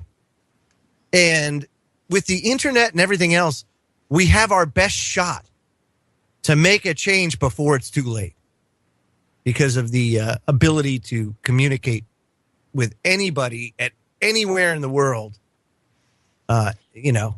Basically, you could tell Saudi Arabia was preparing for something when they started messing around in Yemen. They hadn't been involved in anything like majorly military, a major military, operation for, who knows how long, Hold that thought, Scotty. We got to go to break. I don't mean to steamroll you. Let's go to break, and when we come back, we will have the final segment. Is Truth Frequency Radio. No hate, no hype, no fear. Real people, real radio. Segment of Freaky Friday here on your protection from deception. Truth Frequency Radio, truthfrequencyradio.com. And Kev, again, I just have to say, this has been an absolutely brilliant Freaky Friday, and just a great roundtable and a great chat going on. I mean, it's just been all around awesome. I know, and we don't throw this out there much, but probably the best Freaky Friday yet, Joe. Just saying, And we're obviously joined tonight by Anthony Patch at anthonypatch.com. He is our special guest. But coming up right after this show, don't go anywhere, because the main game in town are going live. That is right. We've got Chris and Cherie Geo. They will be coming on right after Freaky Friday. And, we've been talking about interdimensional armies coming through portals created by CERN. We've got a 350,000 strong army massing on the border of Saudi Arabia. What the heck is going on, Joe? They're massing on the border of Syria. Right, exactly. Can I also make a comment about something Joe Joseph said before the break? Is that he said, wouldn't it be nice if we all got together and we were able to stop some of this stuff? I just have a feeling that some of the things that we're all going through, I'm not sure we can get out of them. Some of the events of this silly show that I like to watch with the time travel, one of the characters is trying to change his childhood. So he's done a couple of things to try to make it be different. And nothing changes the major event in his life. It just, if he tries to stop A, it turns into B, which equals to what he went through in the first place. So I kind of wonder, Anthony, I don't know how you feel about this, but it may be, because you've done a lot more research on it, that as unfortunate as all of this is, we may have to walk through some of this stuff, and there's not really any way to stop it. Yeah, I think the agenda is set in motion, and I take my guidance from Scripture, from the Bible. Yeah. And I really have to believe that the inspired Word of God is the truth, and that Revelation is not a fun story to read. And it is going to play out. And I think we are in lockstep with prophecy. Well, what's funny, well, first of all, that's not funny. I did read that. I did read that, and it was hair raising and scary. But when you look at all of us talking, and probably everybody listening, everybody has probably made an effort to wake people up, to get this to go in a different direction, to stop it. And we're just a small handful of everybody on the planet that is there's probably a lot more people like us that have prayed that it didn't happen, and they tried to stop it. And that's why I kind of wonder if some events, there's not much you can really do. Well, this is all the judgment that has to take place. God is allowing all of this to happen because the purpose is for judgment. And what I try to encourage people is not to be fearful for what is on us now and what is coming, but to look at the fact that this is happening according to Bible prophecy, and to make a decision. Make a final decision in your life. Are you going to turn to God, or are you going to go with Lucifer? The world is Lucifer. Yeah. The world is all about Lucifer. Now, I hate to sound like a preacher here, but really this is what drives my research and drives my books and drives everything I do on the radio and the internet, and that is to call people to make a decision now, because the time is running out. And this is not fear-mongering. This is just saying, look at the physics, look at the machine, look at the Middle East, look at whatever you want to look at. Popular culture, popular media. It's all going to crap. Look at it all. And you have to say to yourself, am I going to stick around and go through all this stuff and be part of the Luciferian world? Or am I going to go with God? Yeah, a couple of verses come to mind, Tony, is, first come out of her, my people, lest you receive her plague and partake of her sins. That's one. I mean, come out of the world. And you do that in just a number of different ways. But basically, not participate. Don't participate in these worldly things. I could do a whole show on some of the things that we shouldn't participate in, because by doing so, you give the world, or the powers that shouldn't be, the power. The second one is Revelation, speaking about the Laodicean church, which in Bible prophecy is this time period, the seventh church of Revelation. And in there, Laodicea translates to mean lukewarm, the lukewarm church, meaning that people they've lost their spirit, they've lost the basically the fire, the will, or their faith. Mm-hmm. And specifically in that chapter that describes that, Jesus basically comes out and says, hey, be either hot or cold, but don't be lukewarm, or I'll spew you out of my mouth.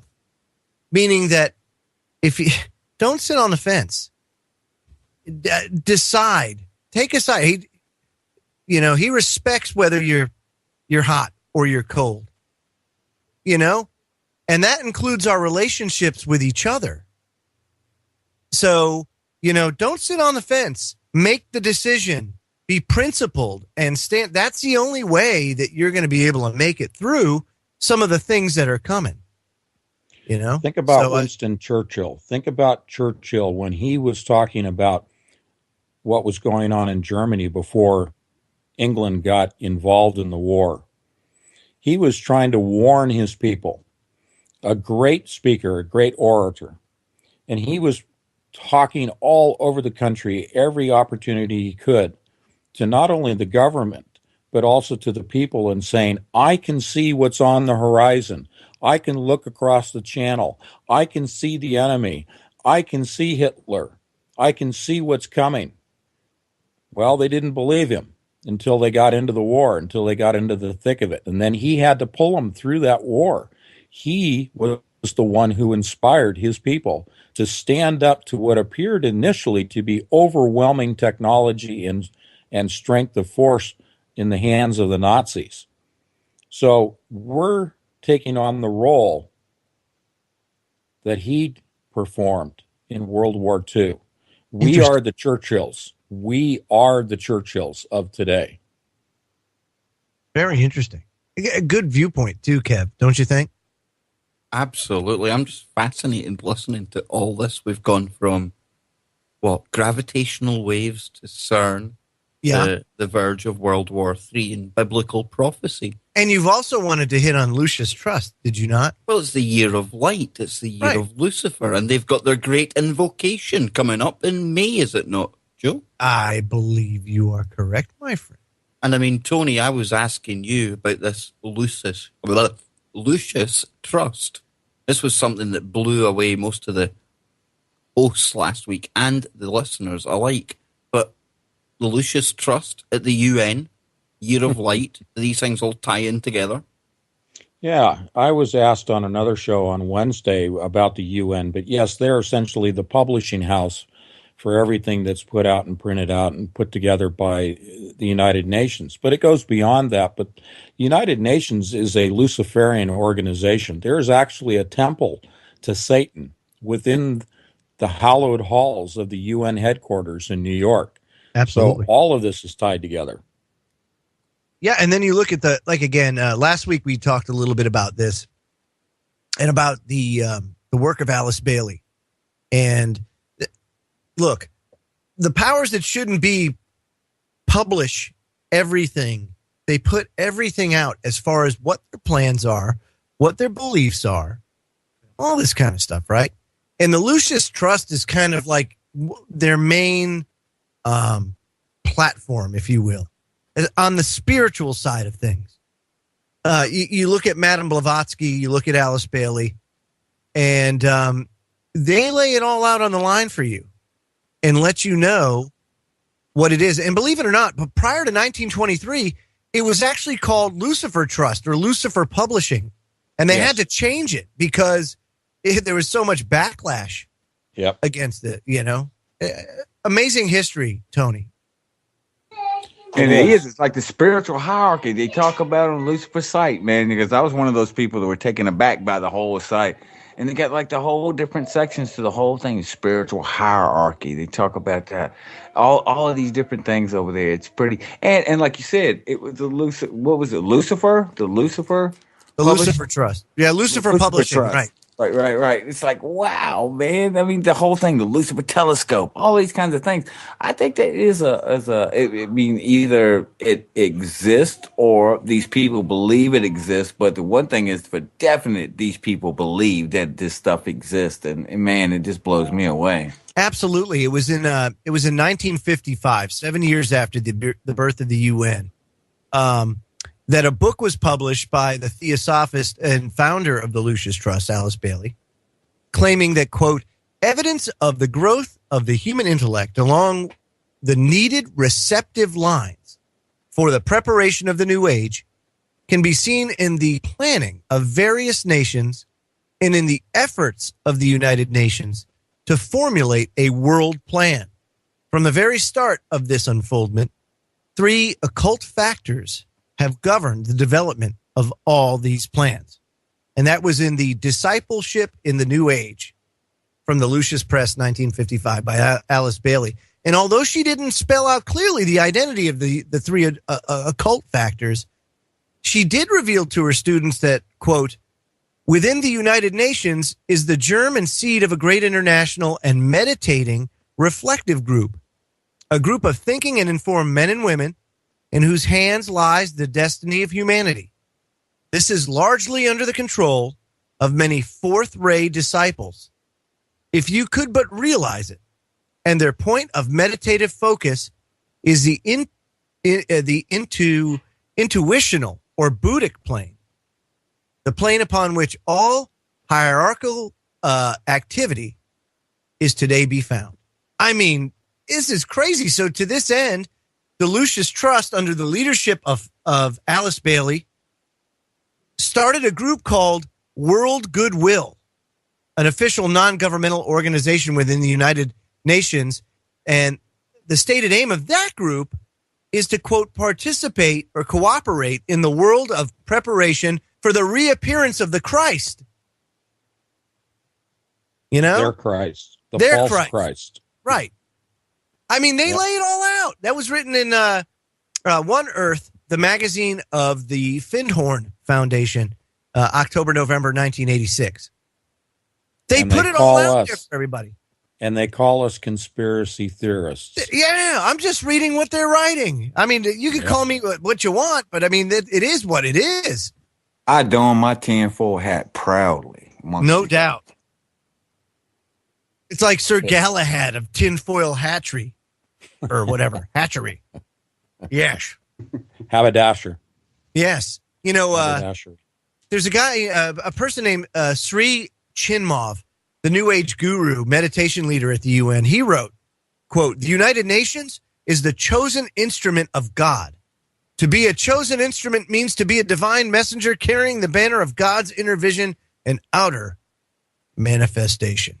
Holy heck. Tristan. I mean, come on. What do you think about that? Well, you know, the whole scenario here is, I think what's really interesting to piggyback and rewind a little bit about Alice Bailey is that she is really anti-God. She was all about taking God and prayer out of the education system. She was very influential in her education system and really has led to the downfall that we see today. And not only that, she's responsible for starting over, 100 occults? And she was very involved in this ancient Babylonian mystery religion. I know the New Age movement and even the New Age magazine used to be the authority of the Scottish Rite, and then they changed the name a little bit later on, the New Age magazine. So this whole idea of Lucifer and light and this Celtic worship, a lot of it all stems from Babylon and Nimrod. And Nimrod was always acknowledged as the founder of the craft of Masonry. You can find that in Albert Mackey's Encyclopedia of Freemasonry, and I've even had communications with his daughter Dorothy, who confirmed all these bizarre things. So when it really comes down to all these different religions, and even ones that have come from Masonic lodges and people that were involved in these lodges, like Alice Bailey, you're going to see a lot of this occultism that was really popular and really rancid in destroying our education. And while destroying our education, they're going to propagandize to your children, because you guys know who the new God is, right? Have you accepted the government into your heart as Lord and Savior? Because that's where we're going. Hallelujah. Ha! That's right. Get in your FEMA camp. Get in your FEMA camp, ha! I Or mean, just get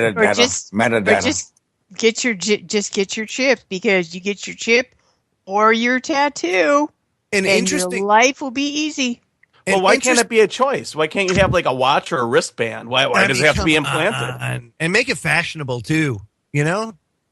We have our self-prescribed RFID chip, man. It's in our cell phones. We carry it everywhere with us. I mean, you got to admit that thing, they didn't have to, force anybody to chip themselves. So we just automatically do that and carry those things around, which are basically the self-prescribed. Well, once they get a DNA database, you won't have to carry anything. All they'll do is just run a scanner over your arm.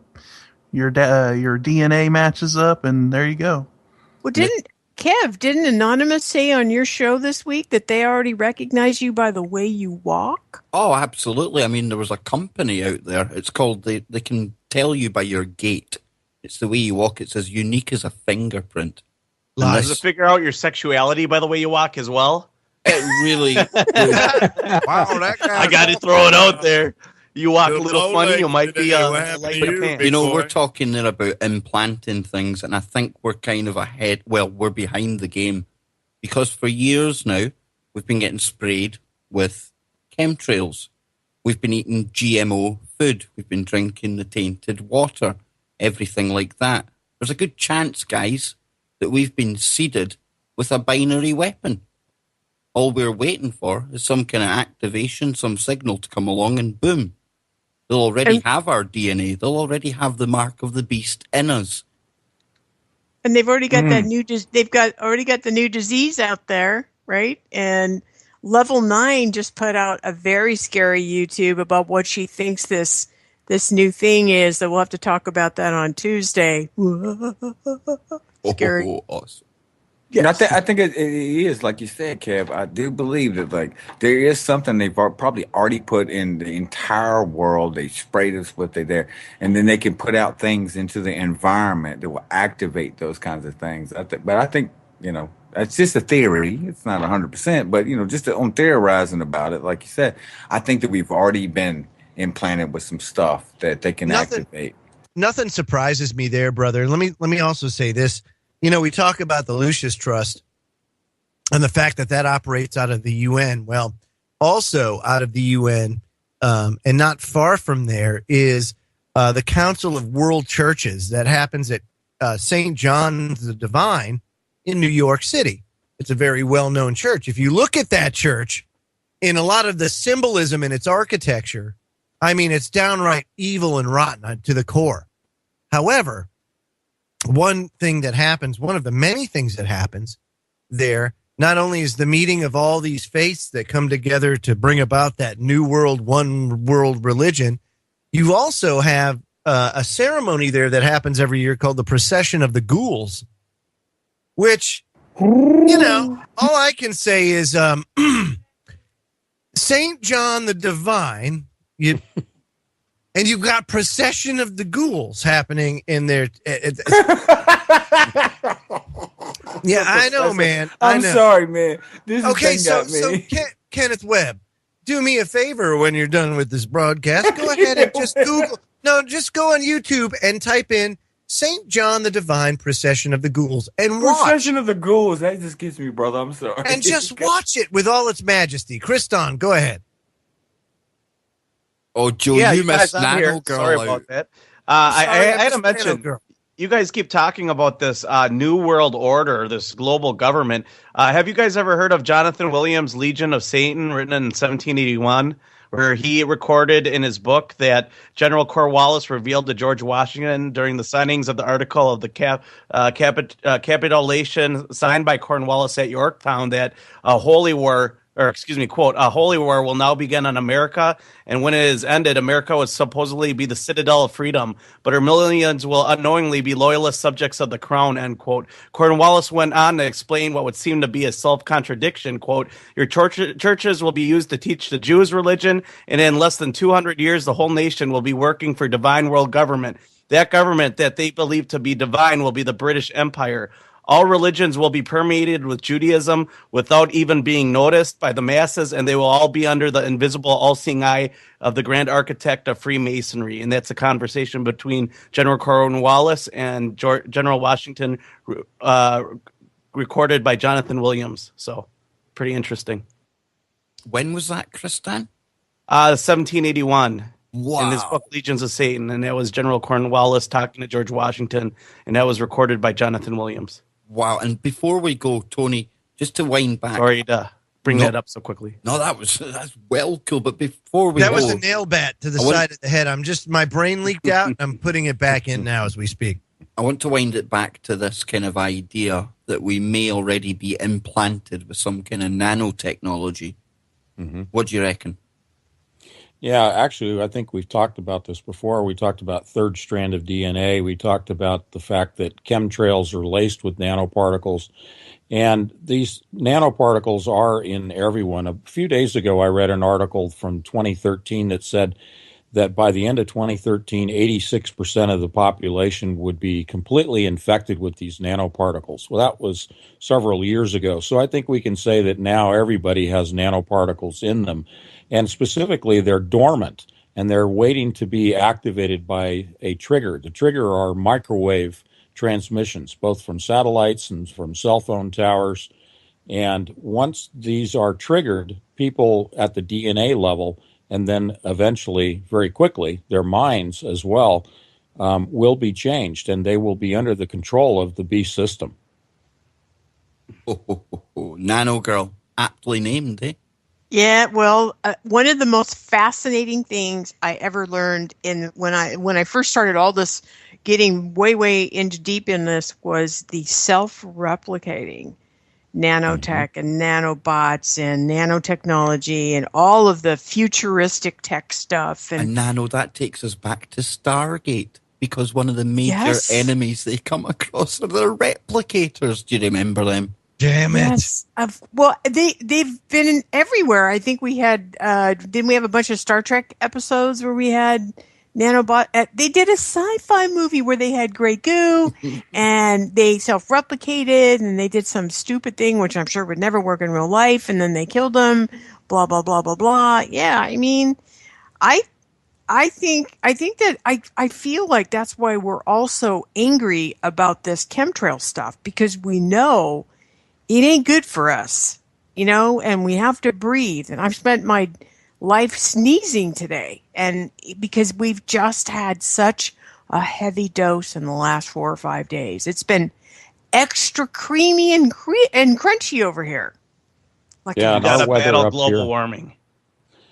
oh yeah, And global warming. Yeah. sure. Well, up here in Portland, Oregon, where I'm located, we had about a week of winter, and we're into spring already. Yeah. Oh Same yeah, here we're in the into spring. Yeah, we're into spring too, and we were supposed to have rain. And oh no, it. Well, we had the most perfect weather for the Super Bowl in the middle of El Winter. Nino. Exactly. Surprise, surprise. Yeah. Ka-ching! I'm sure that was an Yeah. accident. Oh, I'm actually probably somebody prayed for it. With all due Ah, respect, to Yeah, everybody. remember Russia talking about that they were going to have like all of this great weather during Yes. the summertime, or they're going to have a snow, or China during the Olympics when they had the Olympics and stuff. They were Yeah. talking about having just the perfect weather for that. So And it weather was weapons, weather technology is definitely and it was a the thing that Guardian a news. lot of people did. Sorry, Ken. It was the Guardian newspaper the other day. They were even talking about United Arab Emirates. They spend billions of their annual budget on increasing the rainfall because they only get 100 milliliters a year, Jeez. and they Well, deny they these did that things during exist. no, exactly, like during the Vietnam War, during the tsunami Yeah. season, they did that across the Ho Chi Minh Trail so they could flood it out for That's the Viet right. Operation Cong and stuff. Popeye. Yep. No, that you guys are Operation. Exactly. you guys are absolutely right. That's when they first started doing all this stuff. Probably before that, but that's where they've got it, people coming out and saying, "Oh yeah, we did that." And There's no, black and white footage, Nano, of them doing it over, I believe it's the North Sea. And this was way before Vietnam as well. So who only knows how long. But guys, we're almost out of time. And Tony, before we go, where can people find your books, your articles, and everything else that you do? Well, you've done a great job plugging it. It's anthonypatch.com, and I appreciate that. Yeah, I've Hey, got stuff going on. Got new videos on the new YouTube channel produced by a good friend of mine, JD from Neptune Diaries. These are broadcast quality videos. They're I encourage you to Hollywood take a look at them. quality, Tony. They've Hollywood. taken you to the next level and then some. And it's the kind of production level that you need for the information you're putting out. And it's great to see. Thank you. Thank you very much. I had a Awesome. great time tonight. This was beautiful. I love it when we kind of just freestyle like this, Joe. We get the guest Me on and too. then we just go anywhere. It is. It's really awesome, and thank you to everybody that participated tonight. And thanks to everyone who hung about at the start. There was unforeseen circumstances out of everyone's control. Don't blame the network. and Don't everybody blame us. stuck with it, dude. I mean, how awesome Exactly. was that? That's just great. I guess Can I we- got on right at the right time there. Exactly. can we blame you, Kev? Just Just blame me. your fault. It's okay. Blame me. All right. You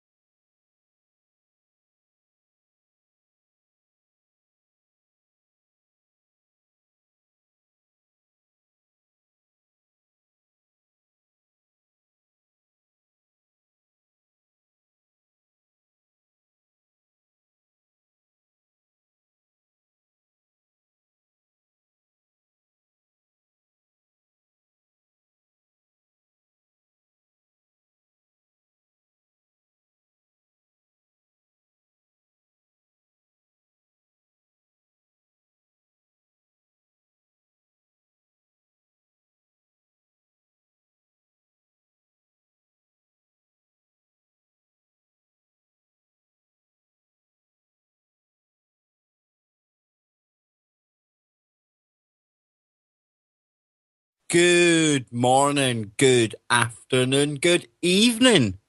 I think we may be live. I hope somebody is checking the chat room right now, but if we are, I'm one of your hosts tonight, Kev Baker, and I am joined by, in no particular order, Kenneth Webb, Joe Joseph, Johnny Whistles, Scotty Lopez, and the one and only Nano Girl. And tonight, we have got a very special guest indeed, albeit a late start. Mr. Anthony Patch is going to be joining the broadcast. So then, Joe, are we live, brother?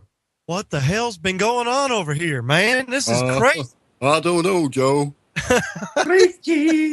Freaky Friday. You got to throw a curveball out there. And you know what this is? This is, again, something that just goes to show you the loyalty of all the Wookiees out there, dude. 64 in chat.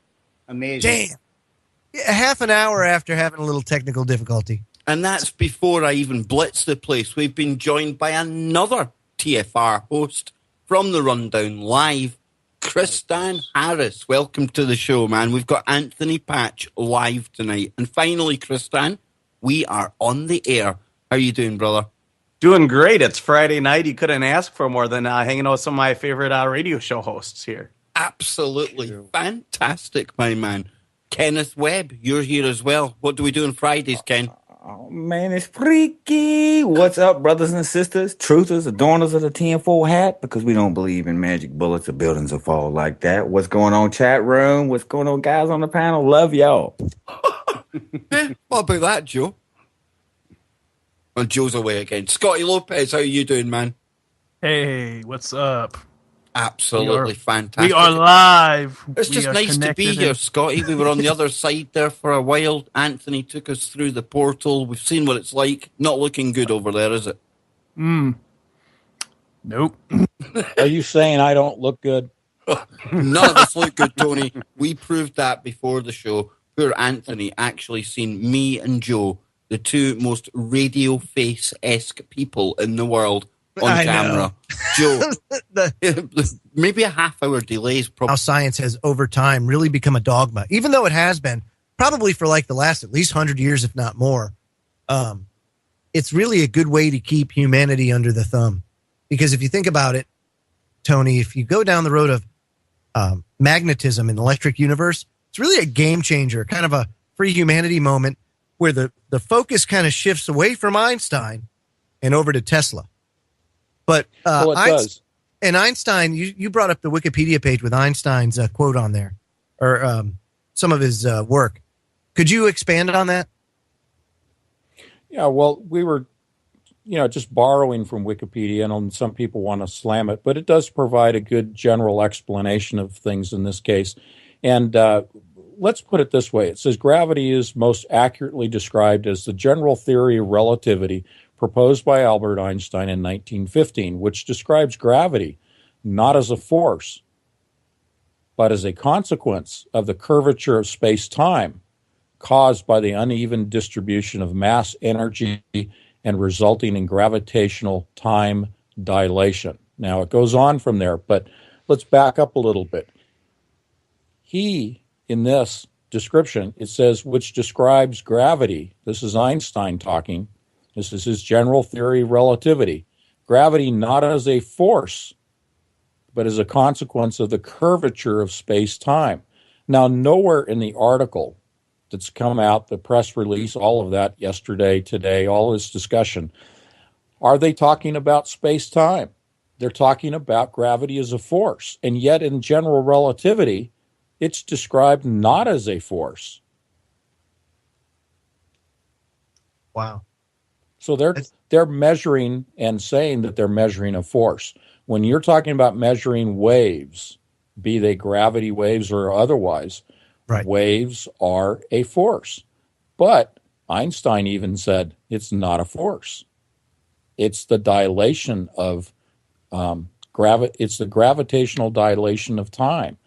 Now, to put that in layman's terms, it means that space and time are fluid. They change. They dilate, they contract. It's a very fluid environment. that fits into the plasma model. Absolutely, it does. And that's the thing. Gosh, dude, I got to go back to the X-Files again, Kev, because remember that spaceship, quote unquote, the UFO that they had replicated or duplicated? Yes, the one using torsion physics. Yes. Oh, torsion physics. Just incredibly complex and expensive machinery to support their whole process of experiments and machines like CERN, the Large Hadron Collider. This thing has got so much momentum behind it that there's no way to change its direction. If you, as a scientist, speak up against the gravity model, you are shut down, shoved out of the group, cut off from any funding, and your career is effectively dead. And I mean, Newton himself, he even said that his law of gravity, as they call it, and we still call it today, it wasn't even a hypothesis. What he was doing was he was describing the effect. He wasn't describing how it worked or why it worked. So there, straight off the bat, is the first clue that gravity might not be the main game in town. And Joe, it's going to be kind of confusing for people tonight because of all the news in the mainstream about gravity, gravitational waves, stuff like that. But we're going to have to get their head round electric universe. Absolutely. But in the same regard, and I think Tony explained this while we were talking off air, and I think it would be a good time to kind of bring this in now, especially related to Einstein, that you can take what Einstein said and change some of the words from gravitational wave or gravity to magnetism, and it fits. So is it just a play on words? You know, that's a question. Go ahead, Tony. Oh, I was going to say it's Kristan. You almost sound like Edward.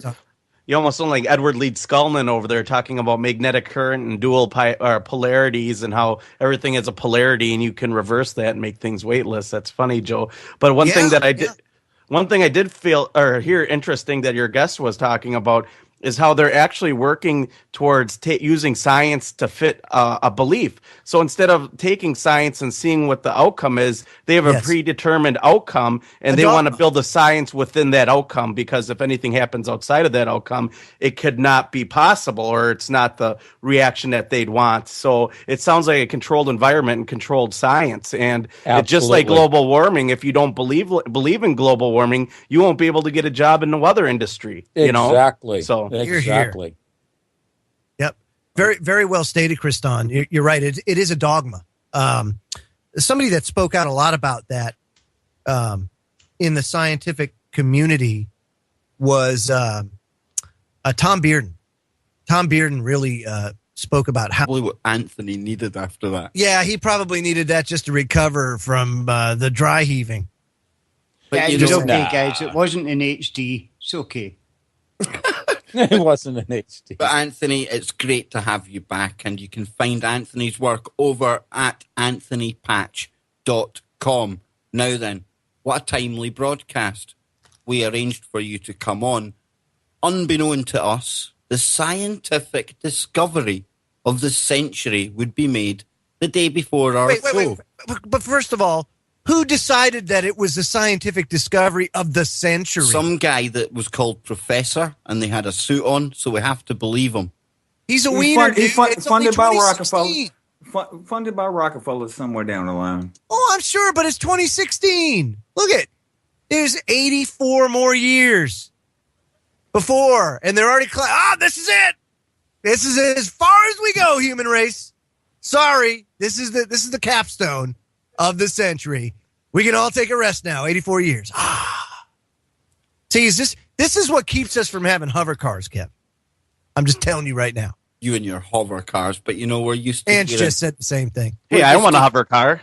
We're used to hearing Tony coming on and speaking about CERN, but tonight he is going to go toe to toe with Einstein and the LIGO experiment. Tony, gravitational waves have been measured. What's going on here, man? Yeah, it's all a farce. It's a jobs program. It's perpetuating the military-industrial complex gone way amok. These guys are justifying their money, justifying their jobs, and it's all a pure load of horse crap. See, Joe, there you go. It's what I was telling people last night.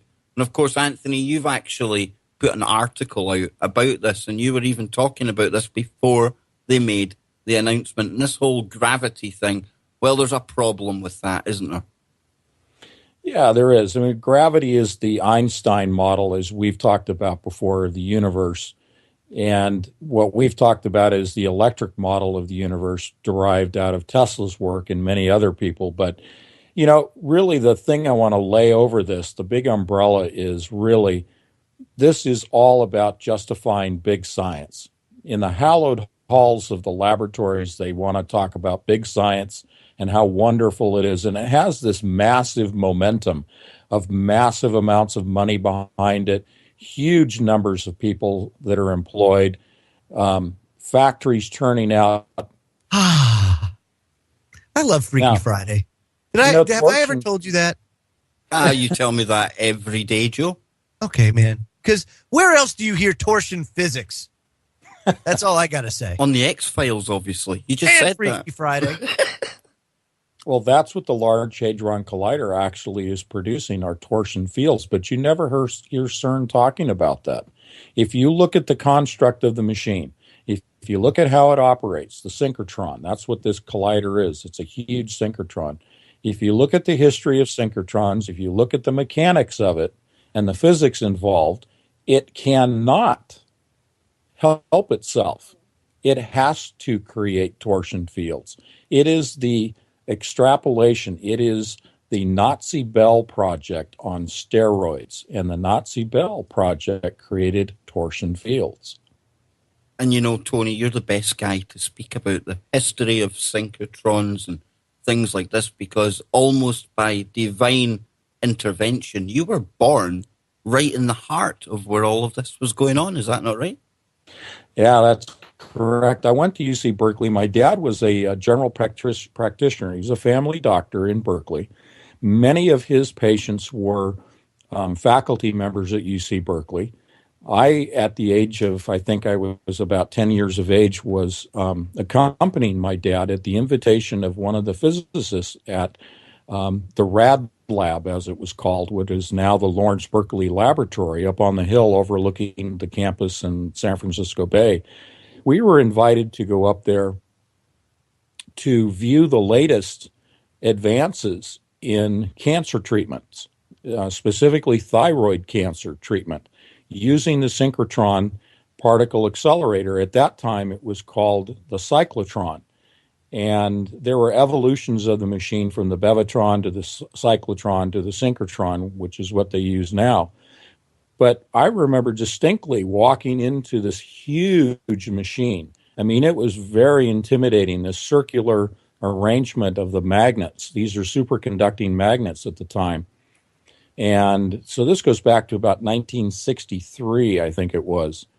And vividly recall the window that they opened that allowed the beams to come through and penetrate the neck of a patient where the thyroid is located, and to treat the cancer with bombardments of accelerated particles. So, yeah, I grew up in this stuff, and I've talked to physicists as a child and growing up and all the way through school that were all intimately involved with the RAD lab.